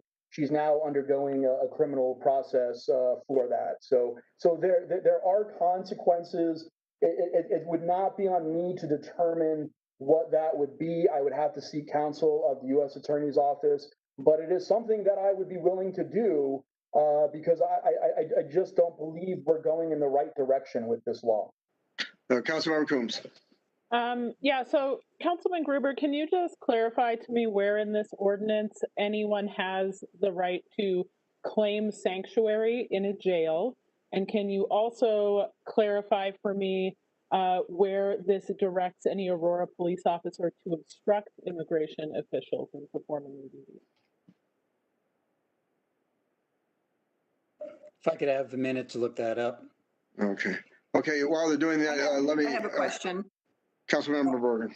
Mayor Yes. Pro Tem Bergen, sorry. Thank you. And I think a jail is a public building, but my question is, I kind of want to get back to, you know, I had asked the question earlier to the chief that we don't ask for immigration status, that you know, I know our police have tried to do a really good job in terms of communicating with our immigrant community.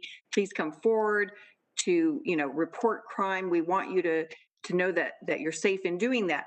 My question for Director Fabricatore is,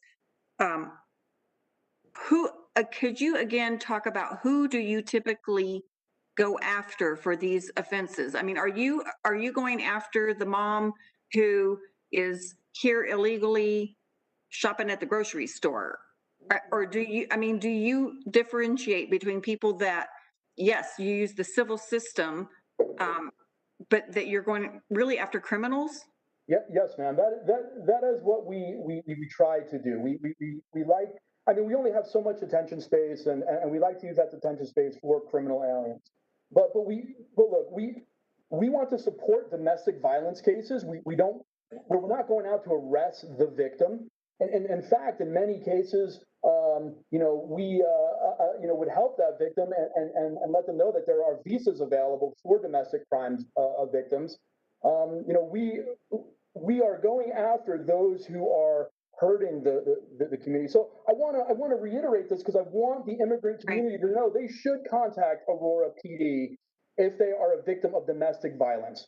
We are not coming after you if you go and you tell Aurora PD that you are a victim of sexual violence, domestic violence, whatever that may be. You are eligible for a U visa. You are eligible for other benefits under U.S. law, and you should seek that to gain status here in the United States.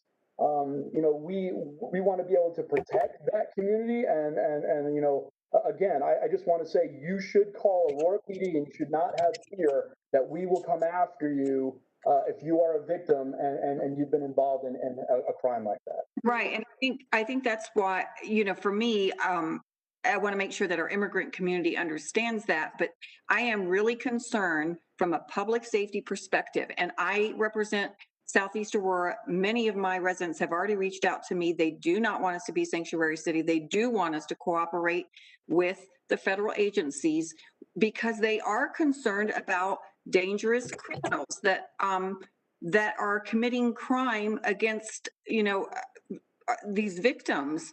And sometimes the victims are immigrants themselves. So yeah, we want to protect them for sure. I did tour I don't want to bring Gio into this, but I did tour the facility. Can you tell me what is the makeup? Because I remember 3 levels. It was like people in red were violent criminals. What is your makeup typically when you detain someone? Yeah, so we do we have our violent criminals, we have our lower level criminals. So just to give you an idea, and I don't want to get into Gio too much. Right. Again, it's something I would love to talk to the council about separately. But as of today, we have 286 detainees from 50 different countries. 88% of the population right now has a criminal conviction. And if you were to add the pending cases, it's actually 92% of everyone in there has at least a criminal conviction or pending a criminal charge. Right now, we have 8 murderers, 3 for attempted murder, 4 rapists, 12 for sexual assault on a minor, 22 felony assaults, 8 with a deadly weapon, 11 strangulations. I was actually I couldn't believe that when I looked at that statistic. 7 for second-degree burglary, 1 vehicle assault, a looting causing a death, 3 escapes, 2 Interpol cases, 1 terrorist.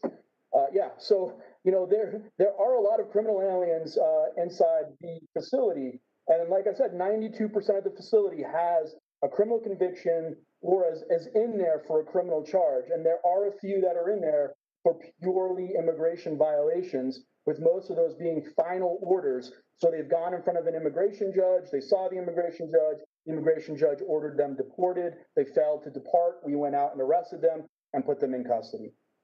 Okay, and then my final question is just on the safe spaces or whatever. So if someone is in a city building, how does that affect you? Like, you may have alluded to this earlier, but does that put law enforcement at a greater risk, or the person at a greater risk? Yeah, well, it's going to put some stressors on us in a situation that you're trying to prevent us from making the arrest in there. But let me be completely honest. I mean, we look at a situation, tactically. So I really doubt my agents would go into a city building as full of people to get into a situation to make an arrest, unless that arrest was there was some danger to the community. And if there was, we would definitely get Aurora PD involved in that situation. So, if there are cases out there where the Aurora City Council thinks that my officers are just running into city buildings making arrests, I would love to hear about it because I don't believe it's occurring. Mayor, may I answer Councilmember Coombs? Councilmember Bergen, and then, okay. Just, so would there be a legal consequence to a police officer for interfering with that duty?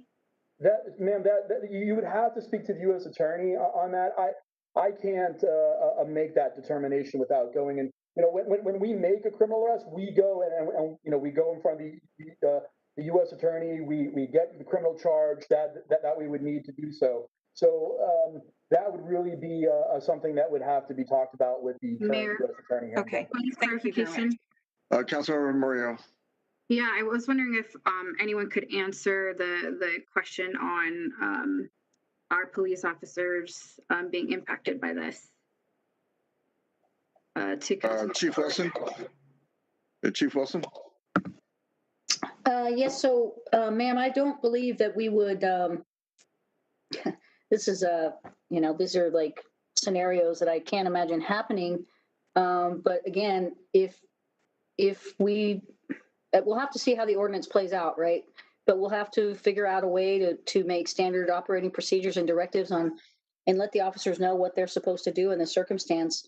And then we would, you know, do the most appropriate thing at that point. I would hope it would be low key and de-escalation and a communication with the ICE employees saying this isn't the best place for you to do this, and you're, you know, pretty much putting us in a bad position, especially if they know that our ordinance within the city is there. And I just want to reiterate with all of these discussions that we will act if it is a criminal behavior within our city, and we will uphold the law. It's just I don't want to have a chilling effect with our immigrant community to not only report crime when they're a victim, but also be a good witness if, God forbid, someone's family was impacted by crime. Let me just say a quick question to the chief.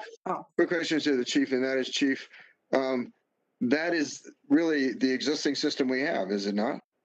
I mean, we have a balance right now where, you know, because of the civil nature of violations of immigration law, we don't enforce them. It's not our job. So we seem to have struck that balance right now that you're referring to. Mayor? May I wanted to finish my point on that, please. Okay. Because I asked Councilmember Bergen, and then I'd like to go to Chief Wilson.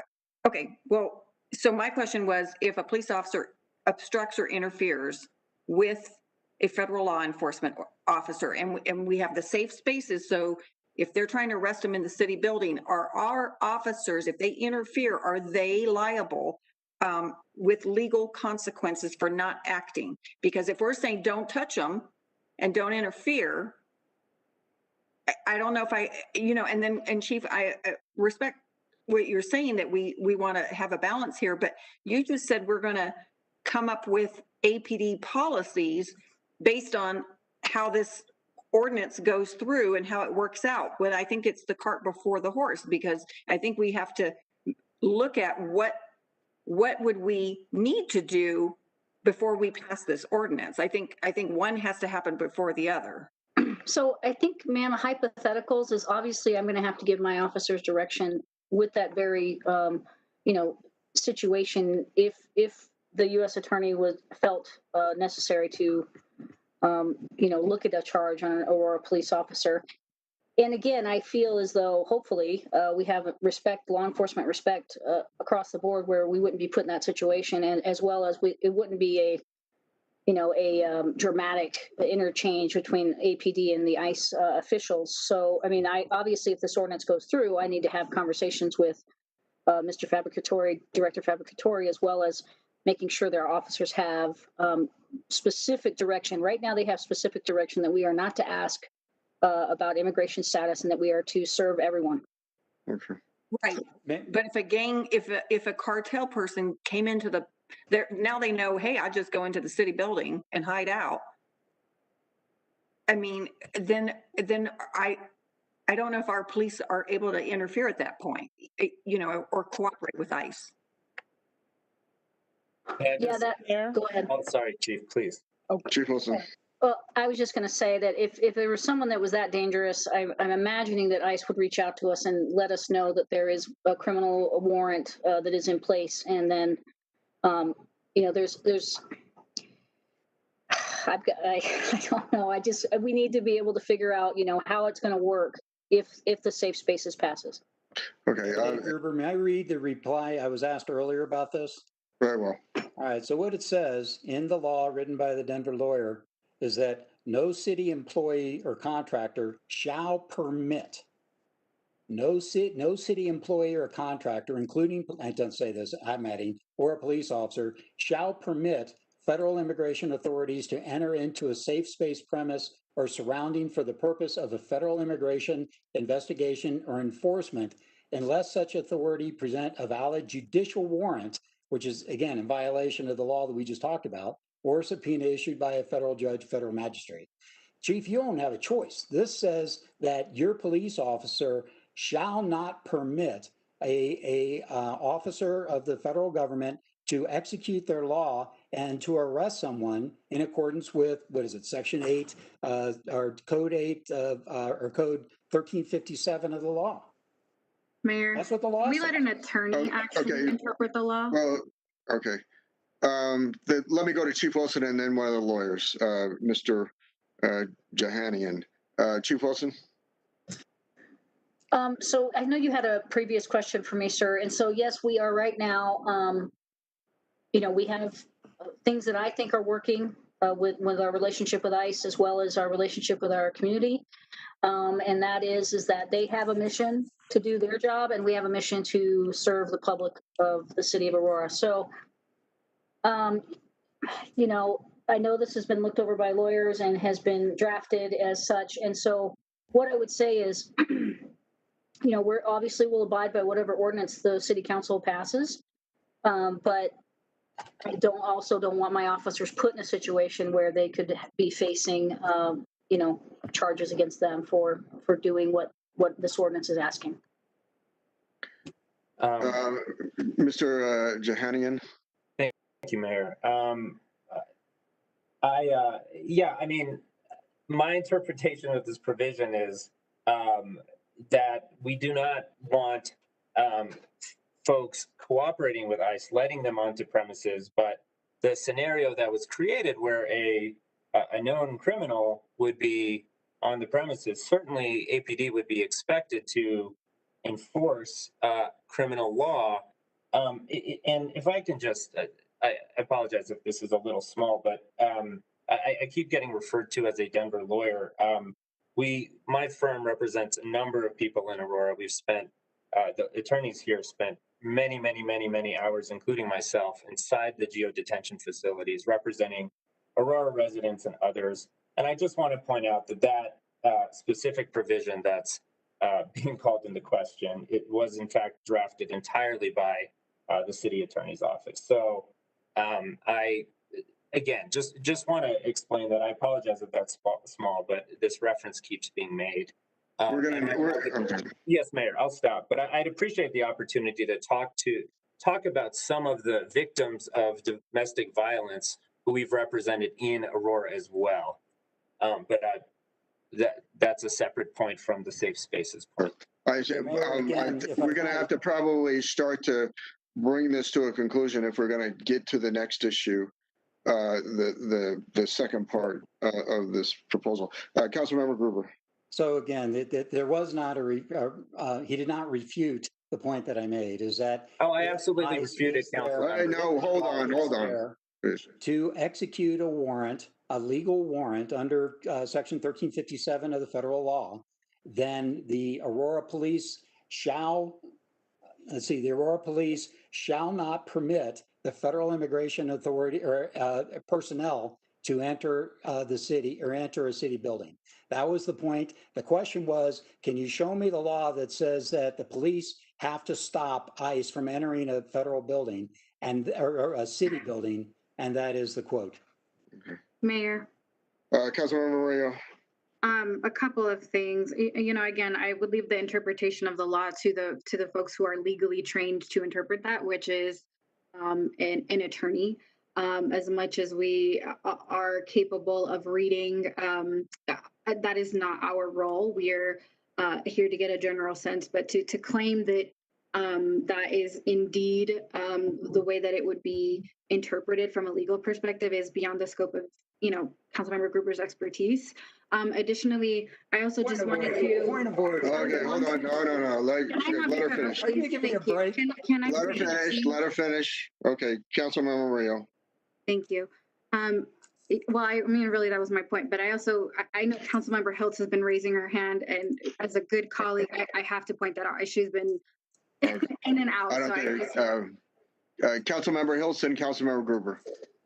Thank you. I think this whole conversation got sidetracked and derailed. And I just want to point out that, Director Fabricatore has always been very responsive to questions, but he also has a vested interest in seeing this fail because his very livelihood is dependent upon ICE doing what they do. And I just want to remind everyone that this is the organization that here in Aurora, this has come up several times, works with one of the most corrupt private prisons in the country.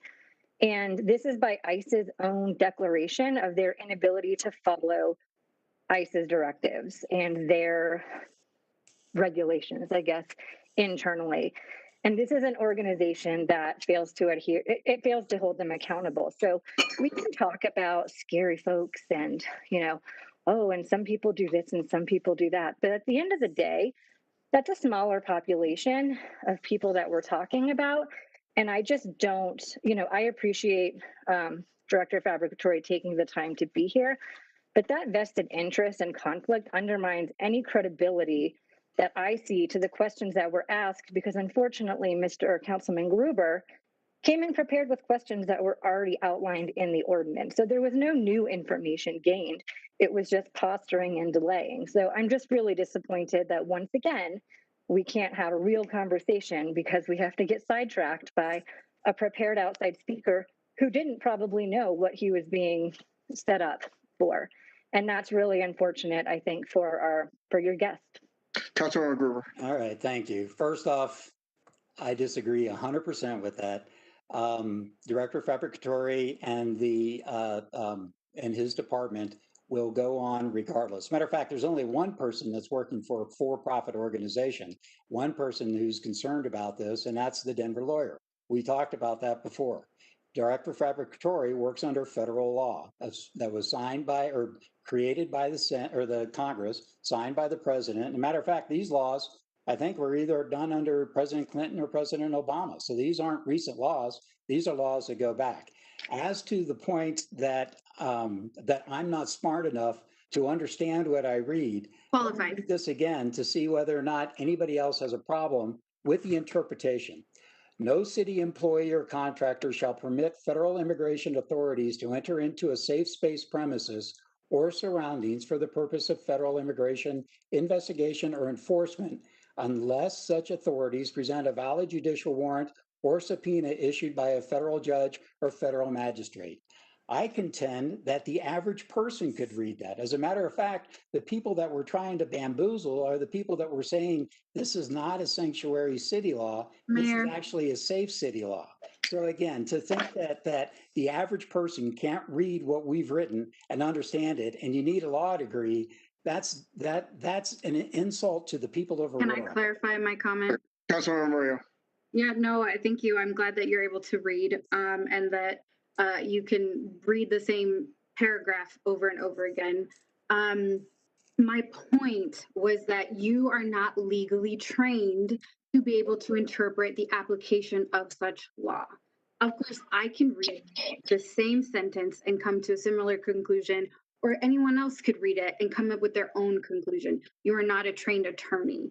I think that's really important. And in fact, you have repeatedly, if not the first person, to call out another council member and their lack of qualifications. So I think it's pretty fair to bring that up. And so I want to create that distinction that just because you say it's one thing and you feel really strongly about it, doesn't mean you are legally trained to be able to do so. That's the distinction. Not by no means are people with the inability to read or interpret however they want. But that when it comes down to law and order, I trust the people who are trained in the application of law and order to be able to offer that opinion. Mayor? That's the clarification I'd like to make. I'm sorry, who, I'm sorry, Councilmember, Mayor Pro Tem Bergen. Yeah, I just want to say that, study session is an opportunity for us to really understand any ordinance or resolution that's going forward to a formal vote. And this is our opportunity to really dig in, ask questions. So I actually do appreciate both sides being here, with the attorney that represents the GEO detainees as well as other immigrants, and having Director of, I want to mess up his name, Fabricatori, because for me, it's important. This is a really very controversial issue for my residents, my constituents. They're very upset about it. When they found out it was going to be on the agenda, even, when it was postponed. So it's, to me, very important that I get my questions answered and get clarification. So I really appreciate it. Mayor? Councilmember Johnston. Yes, I just find a need to bring us back in, because this has been asked and answered, but just framed completely off track with repeating. And we have an attorney who's answered it several times. That I feel a need to reinforce that. Chief Wilson reinforced it. We are talking. There are examples after examples given about criminal charges, criminal behavior, but then mixing in the civil warrant. And we're not talking about this. It is clear in here that if there is a criminal violation, that APD and ICE do their job. It's in section 102-5, part 3. We're talking about, and even Councilmember Gruber, toward the end of the repeated section he talked about the process, the judicial process of pursuing a warrant. Why would we be against that? Why do we want an exception to be carved out and not follow a judicial process for a warrant? So I just feel like we're off track. We're giving examples that aren't even applicable to this, and I feel a need to rein that back in and address that. Mayor, I'm going to go Councilmember Gruber and then Mayor Pro Tem Bergen. Okay, so as far as the reason I think that both are important is that, well, I'll tell you what, Mayor, if you don't mind, would you mind if I allowed direct that to Director Fabricatori? Sure, please. Yes, sir. I just want to quickly address Councilwoman Hiltz real quick and say, like, look, I'm not in this because it's part of my job. I have taken an oath to the United States of America. I've taken that oath a few times in my life as a veteran and now as an ICE employee. And I'm here to enforce the laws that Congress has put in front of me. Now, I started my career in immigration in 1996, and that's when the immigration law came from President Clinton. And I've worked through multiple presidents and multiple iterations of different policies that they have put forth. And I will work with this next president in whatever they choose to do. So I know we've worked in the past, ma'am, and I appreciate the conversations that we've had. But I just feel that you were slightly off base in saying that about me. So I just wanted to make sure that I address that.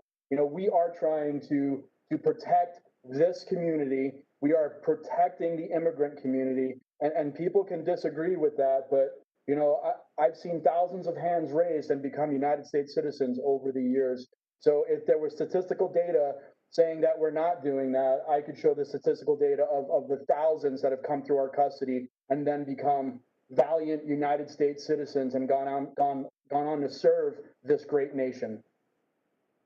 Okay, if I could, specifically, could you Councilmember Gruber and then who's it? And then Mayor Pro Tem Bergen. Go ahead. Director Fabricatori, if you could directly address the issue with civil warrants and criminal warrants, and why you may need to execute a Mayor, we've already talked about this in a city building. It's his right to do it. Go ahead. So we're just repeating ourselves. Okay. Go ahead, stop interrupting, please. Well, there are situations where we would need to use a civil law in certain cases where, there's not an opportunity to get a criminal warrant at the time, or we're working on getting a criminal warrant. So it was said earlier that, that may be subverting some laws, but immigration law is law, and we are able to use that authority. And again, these people are going through a full immigration trial, and then later on, if they're found deportable by an immigration judge, they would then be removed from the country. And if an immigration judge finds them not deportable, then they would remain here in the United States and have an opportunity to seek a benefit after that. Mayor? Mayor Pro Tem Bergen. And that's what I wanted clarification on. So if you're facing deportation, you would go before the court, before a judge, to determine, for example, if you have refugee status or you don't. So I don't think, maybe Director Fabricatori could answer this. Are you going after people that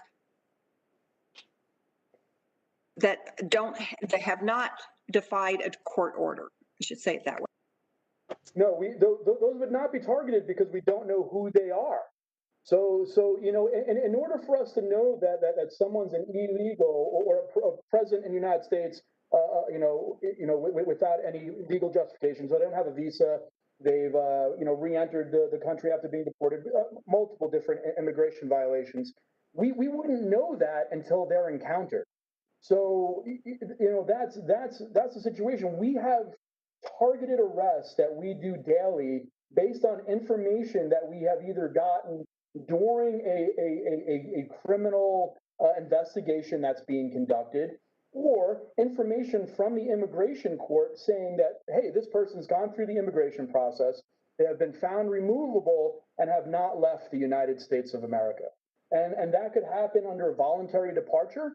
Someone could be granted voluntary departure and then fail to depart, and then their order would become a final order of removal.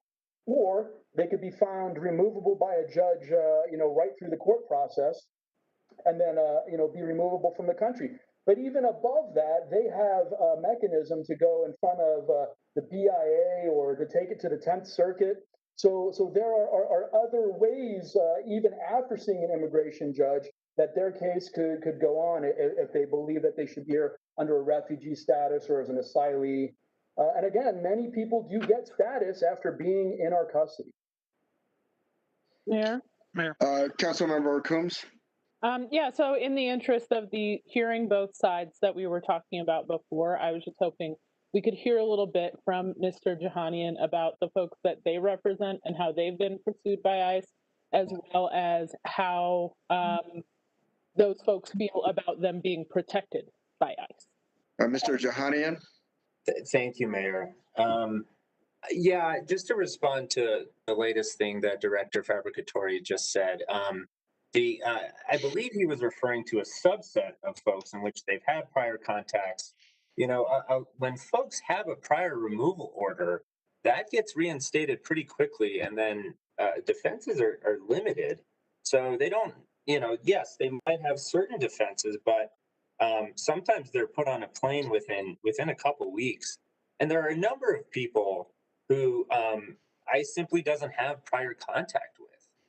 So when those fingerprints enter the system, and then they go to and then ICE accesses the database, if they don't have any record of them, they may issue that administrative warrant and that administrative and the detainer form to say we would like to institute removal proceedings, which is an accusation, which is them saying we believe this person may be deportable, and they often get that wrong. And the distinction between the judicial process in immigration court and the judicial process under criminal law is that, immigration judges are employees of the Department of Justice. They are hired by the administration. They are not appointed and then confirmed, appointed by the president, confirmed by the Senate, And Fourth Amendment requirements do not apply to administrative ICE warrants the same way they do to warrants that have to be independently reviewed by a judge and by a magistrate.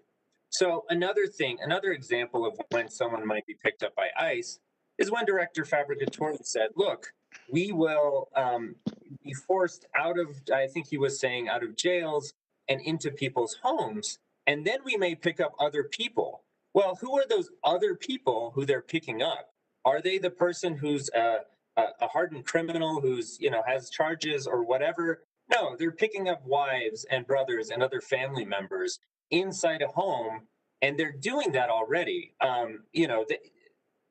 We can talk about so many clients that we've had who are arrested on their way to work, or arrested during an ICE traffic stop, and the mere charges that they have are driving without a license, something like that, which is another way essentially of enforcing the civil immigration law, and they're not these people with criminal charges.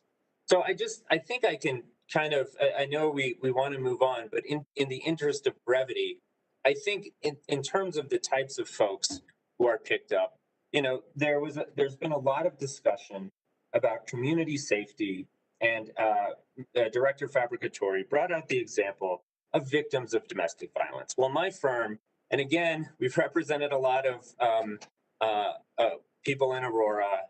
We spent a lot of time in Aurora. I keep getting referred to as a Denver lawyer who is somehow out for profits. And I would just very briefly point out that if this ordinance passes, then fewer people will probably be in deportation proceedings, and that's fewer clients for us. So we are working on this against our own profit interests.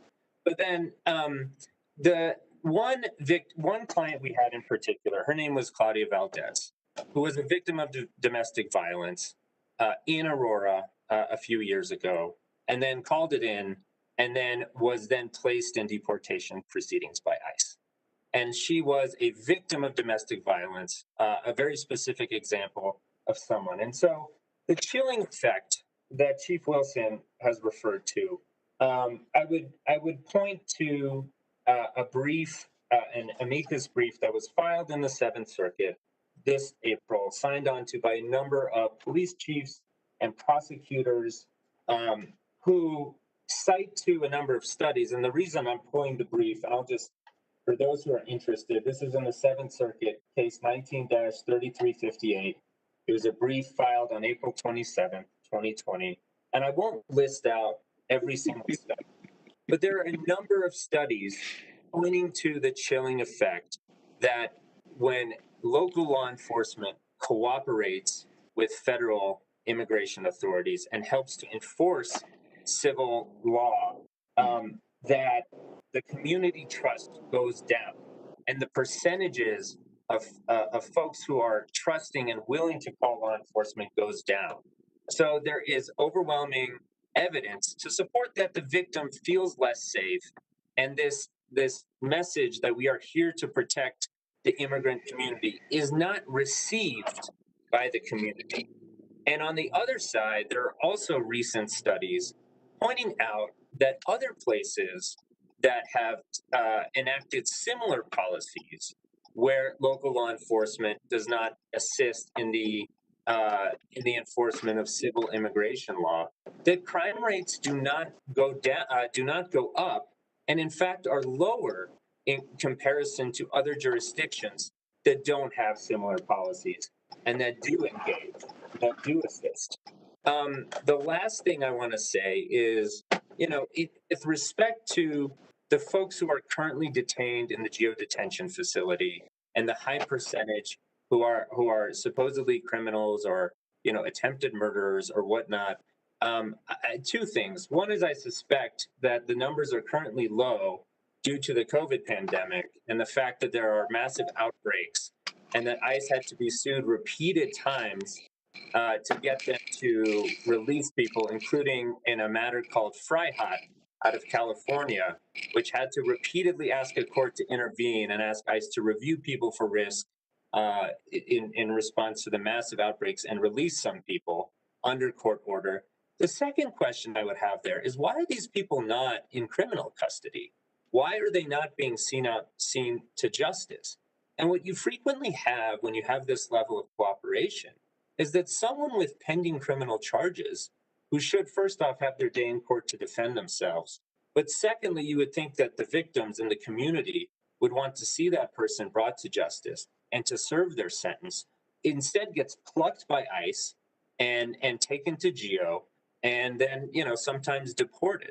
So that is my question, and that is, I think, what in part what this ordinance is trying to address is the separation between the criminal justice system and the ability of Aurora police to enforce criminal law and to pursue criminals versus ICE's civil immigration enforcement scheme.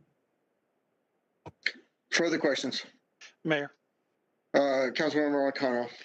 Thank you. Mr. Jahanian, I do want to revisit the administrative warrants topic. Can you talk a bit about how long folks are held before appearing before a judge and what impacts that might have on their family's livelihood? It can certainly vary. People can be held for years, frankly, in the GEO detention facility, and it varies based on the cases. There have been, and I know this body is very familiar with the conditions inside the facility. First off, the separation from their family. I don't, I can't speak to those kinds of emotional factors, but there is a report cited, in fact, in the other ordinance that will be discussed next from the ACLU of Colorado that highlights the level of mistreatment experienced by the people inside the GEO detention facility. And the focus there is on inadequate medical care.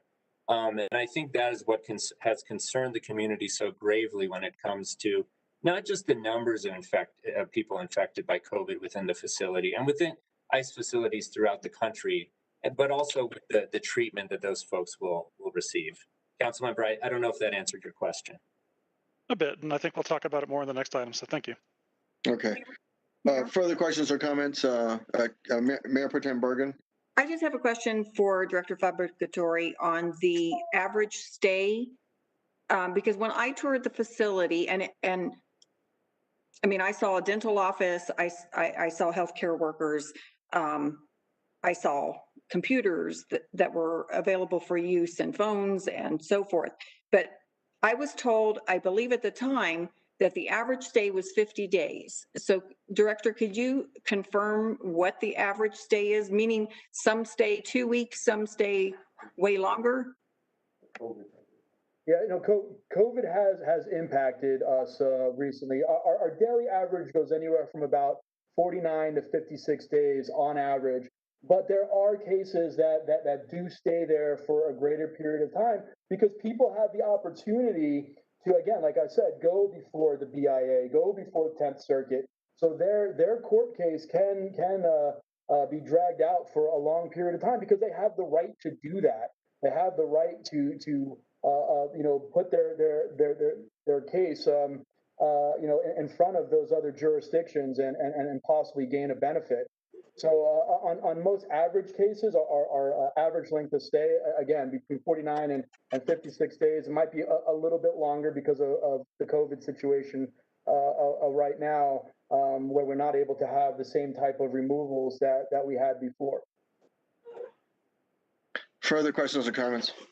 Mayor, Councilmember Hiltz. Councilmember Hiltz. Thank you. Yeah, I just wanted to, Director Fabricatore's comments from earlier and say, I believe you were in the Army and the Special Forces, and, I have a deep respect for that. And I certainly wasn't trying to say that you, had not served and taken that oath to your country. I think my point was that if this ordinance passes, it is going to make your job more difficult. And so it is in direct conflict with your ability to do your job. And so that is the conflict that I was referring to.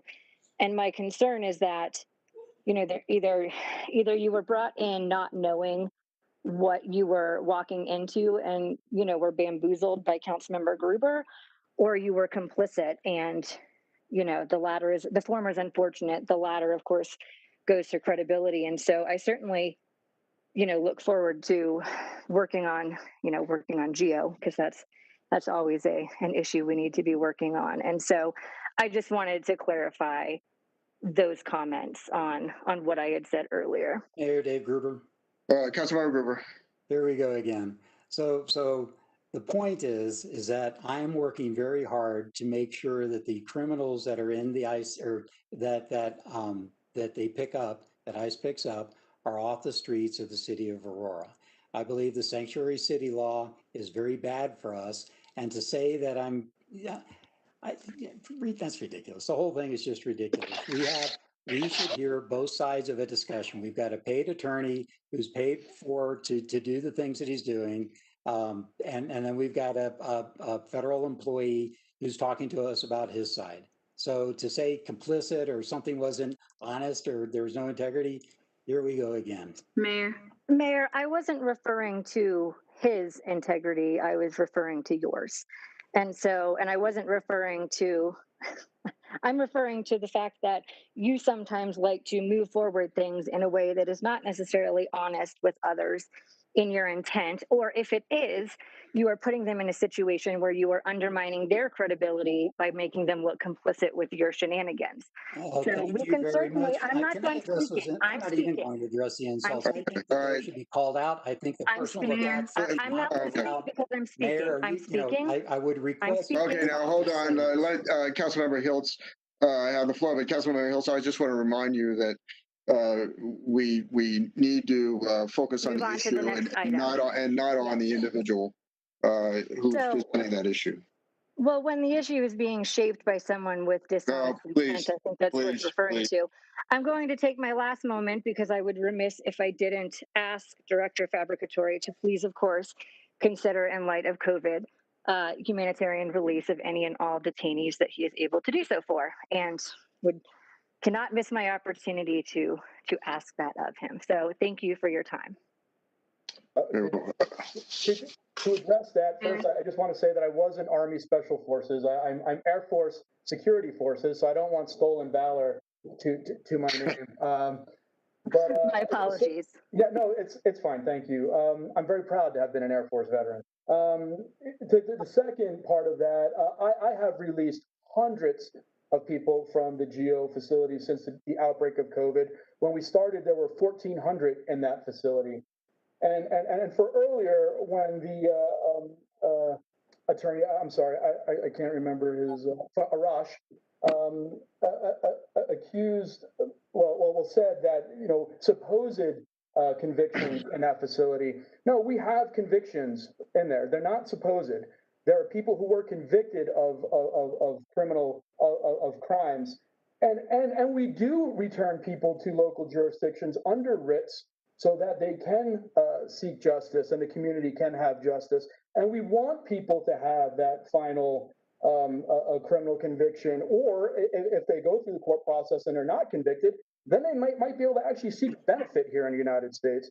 So I just wanted to say that. But Councilwoman Hiltz, if there are other cases in GEO that are releasable, I will look at them, but I refuse to allow someone who has been convicted of murder to be released during this. Mayor, well, I'm going to ask. Okay, Councilmember Murillo. I know we got to get going, and I would assume Councilmember Hiltz was not advocating for that last point either. So I know she doesn't have the floor, but I figured I'd take that liberty to clarify that on her behalf. The other thing is just about process. I think it's important for the public to know about process. It's not typical to bring for a non-sponsor of an item to have an outside speaker. So this happened with minimum wage as well. Some tactics to distract from the larger conversation. So Councilmember Gruber was actually granted special permission to bring in an unknown speaker. So none of us, not even the sponsors, knew ahead of time. Oh no, I emailed you, and I will send that email to you again. And I asked you if you were going to have a speaker. You never responded to me, and I informed you that he would be there just to answer questions and not be presenting. Mayor Kaufman, if you took that personally, that's your own prerogative. I will forward that to you. I will forward that email to you again. I suggest you answer your emails. If that makes you feel better about the lack of process, please, by all means, re-forward that. I will point out that there was nowhere mentioned that Mr. Fabricatori, with a really awesome last name like that, I think I would have remembered that mentioned in an email. I will send that. I will forward that email to you again. Yes, when you just say ICE. So again, it's granted special permission just because you give somebody. So this was supposed to be heard last study session, but we belabored conversation around another agenda item and pushed this back to this study session. So a last minute change, and that gave an opportunity for a special request to be granted of Councilmember Gruber to bring in Mr. Fabricatori to speak. This is not customary to have a non-sponsored speaker speak on behalf of an item. So that is just plain fact and simple. I know you haven't been mayor for a long time, Mayor Kaufman, but I've been on council for 3 years, and that's just not how things have been. So it's a clarification of process. I apologize if you take that personally. I didn't intend that to be. I was just clarifying that that isn't an eight. No, I'm not taking it personally, and it's called a balanced discussion. Are you done? Refuting facts. Yes. Okay. Further discussion? Well, let me just say then, a lot of the things in this ordinance are things that are current policy. Aurora Police Department does not enforce immigration law. We do not do that. I believe we have a broken immigration system that we're looking at the symptoms and not the cause of it. I think it's too easy to come in this country illegally, too hard to come, too easy to come in this country illegally, too hard to come in legally. But I believe that there will be immigration reform is really around the corner with the Biden administration. And I think that this ordinance is really unnecessary at this time. Further comments or questions? Mayor, I'd like to respond to that. Councilmember Coombs. Yeah, so it's correct that this is a lot of the existing departmental policy within the city, and the purpose is to clarify and codify those things that we are already doing and add a small number of additional protections to help keep our communities safe and make sure people have access to city services, which I think was missed earlier because of all the video snafu. But in addition, we don't have the ability as a city council to enact comprehensive immigration reform. What we do have is the ability to ensure that the people who do live within our city, 30% of whom are foreign born, are safe and are able to be thriving members of our community. Further questions or comments? Mayor Dave Gruber. Councilmember Gruber. I just want to point out that this is not codification of what we already do. What we're doing is we're making things a crime. We're creating safe spaces. We're directing our contractors to create safe spaces. This is drastically different than what we do now by policy.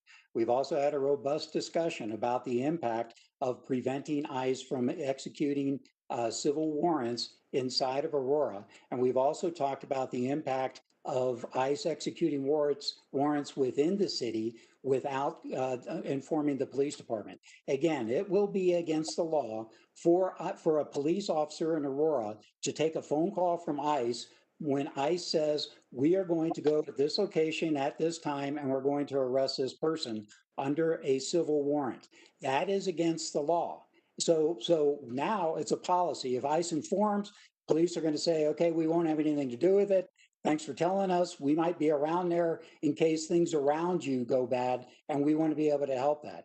Under this law, a police officer will not be able to take that phone call from ICE. This is drastically different. The idea of having sanctuaries within city buildings, drastically different. So this is a radical change to what we're doing now. This isn't a simple codification of our existing policies. I didn't say all of the policies, but there are a lot that is currently the notion of not enforcing immigration law is current policy. Further questions or comments? Councilmember Morcano. Thank you. It's my understanding they'd be able to take the call. They just wouldn't be able to act as ICE, basically. Is that correct for, I guess, Mr. Jahanian to answer? Yes, that's correct. And all right, thank you. Can I I think that that's an 5 important seconds? distinction. Thank Okay, you. wait a minute, because again, the law, I might not be smart enough to read it, but it says Aurora police cannot coordinate on a civil arrest. They can only coordinate on a warranted arrest signed by a judge. Fundamental difference. In addition to cooperating in joint criminal forces. Okay, further questions or comments? They just said about a civil arrest. Okay, Councilmember Berzins. Yay! First of all, I'd like to thank both of our guests tonight. It's good to get opposing opinions because this is a very serious matter. Yes, Mayor Kaufman is correct. Some of this is already in play, but a large majority is not. Like providing the sanctuary space in not only all of our buildings, but in our contractors' buildings. Anybody that has a contract with us, that is huge. That is huge for me. But I had several comments I wanted to make. I don't know, actually, I don't know if some of people on city council know, we had in 2018, we did have a trafficking issue in Aurora. We had a trafficking problem. And it was much more extensive than we knew. This goes on and right under our noses, and we don't know. Thanks to Councilmember Lawson pointing out certain things, we were able to change some rules at massage parlors. And, you know, if it goes on in massage parlors, it probably goes on other places. So I want to thank, and I'm sure it went through immigration and it went through the full process, but we do have issues in Aurora. And as the city grows, I believe they'll just get worse. You all know that my husband is an immigrant. He lived in North Aurora on Alton Street, 19th and Alton. He still has a lot of friends there, legal and illegal. They're all friends to him. He doesn't care, but he does a lot of talking, and he can tell you, and he would be happy to come before council and talk. I have to hold him back because he wants to do it. People do not want problems. They want the laws. They want to be protected. They want immigration in there. They want ICE in there. They want their families safe. And actually, we have one person that lives in our house. He has 2 sons. It's MS-13. You know, so we're right in the thick of this, and they want ICE.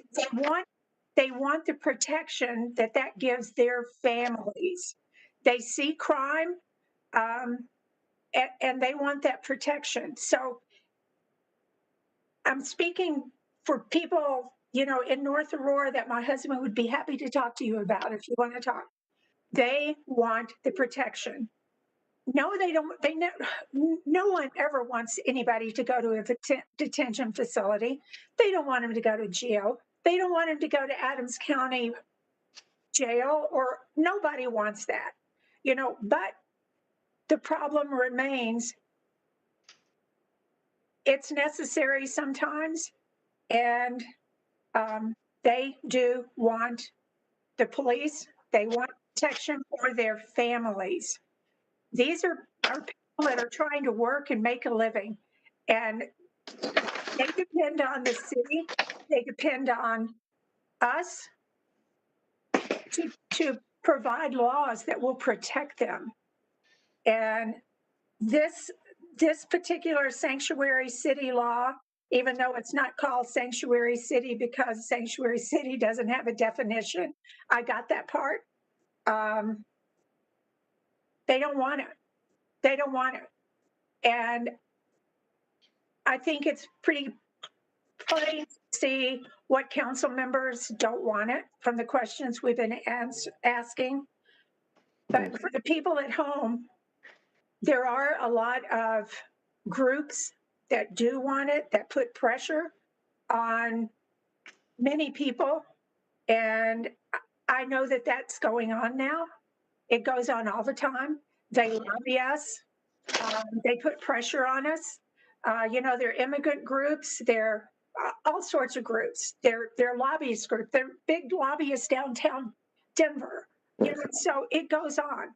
So I'm almost through. Thank you. Okay, because we a hard stop at 7:15, and I want to get a sense of the council Okay.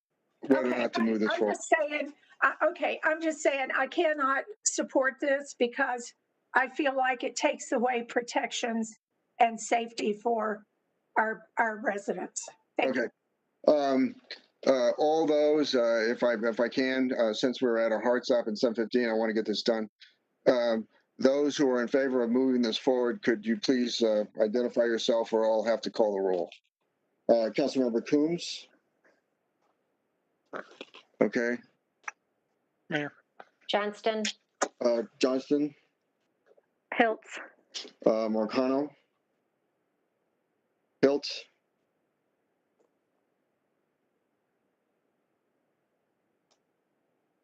Murillo. Murillo.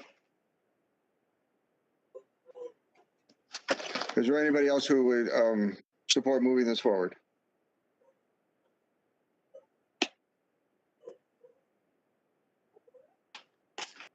Okay, all those opposed to, that's 5 members, so it's not a majority. Is there anyone else who would be supportive of moving this forward? If not, if it fails to move forward, obviously sponsors have the ability to override the decision at study session. Mayor will be doing that. Thank you. Very well. Councilmember Coombs has given notice that it will go to the floor for first reading.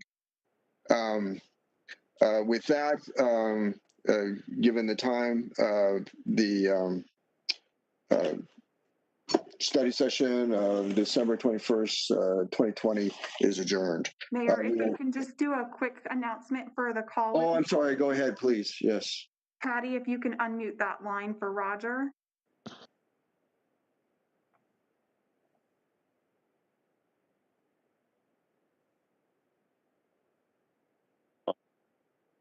The Aurora City Council meeting begins at 7:30 p.m. City Council welcomes feedback from residents at council meetings on both matters appearing on the agenda and during public invited to be heard. The process for commenting by phone is easy, and operators are available to sign up speakers beginning at 7 p.m. So they are already signing people up. For those watching on Channel 8, please call 855-695-3475, and when connected, press *3 to get in the queue. If you're already listening online, press *3 again to get in the queue if you have not already been screened. You will hear a prompt that you will be connected to an operator and then be in music hold until the operator comes on to take your name and the agenda item. Residents who would like to speak during public invited to be heard should press *3 before 7:30, and any callers after 7:30 that wish to be placed in the public invited to be heard we will do so at the end of the meeting. Residents who would like to speak on a specific agenda item should press *3 before the item is called by the clerk. Again, operators will be available and are available now. And depending on the volume, it may take a few minutes to be connected, so please be patient and stay on the line. As long as you heard the prompt, confirming you're in line and can either hear the music or the meeting, you are in line to speak to an operator. Thank you. We will adjourn and reconvene in the regular meeting at 7:30 p.m. Thank you.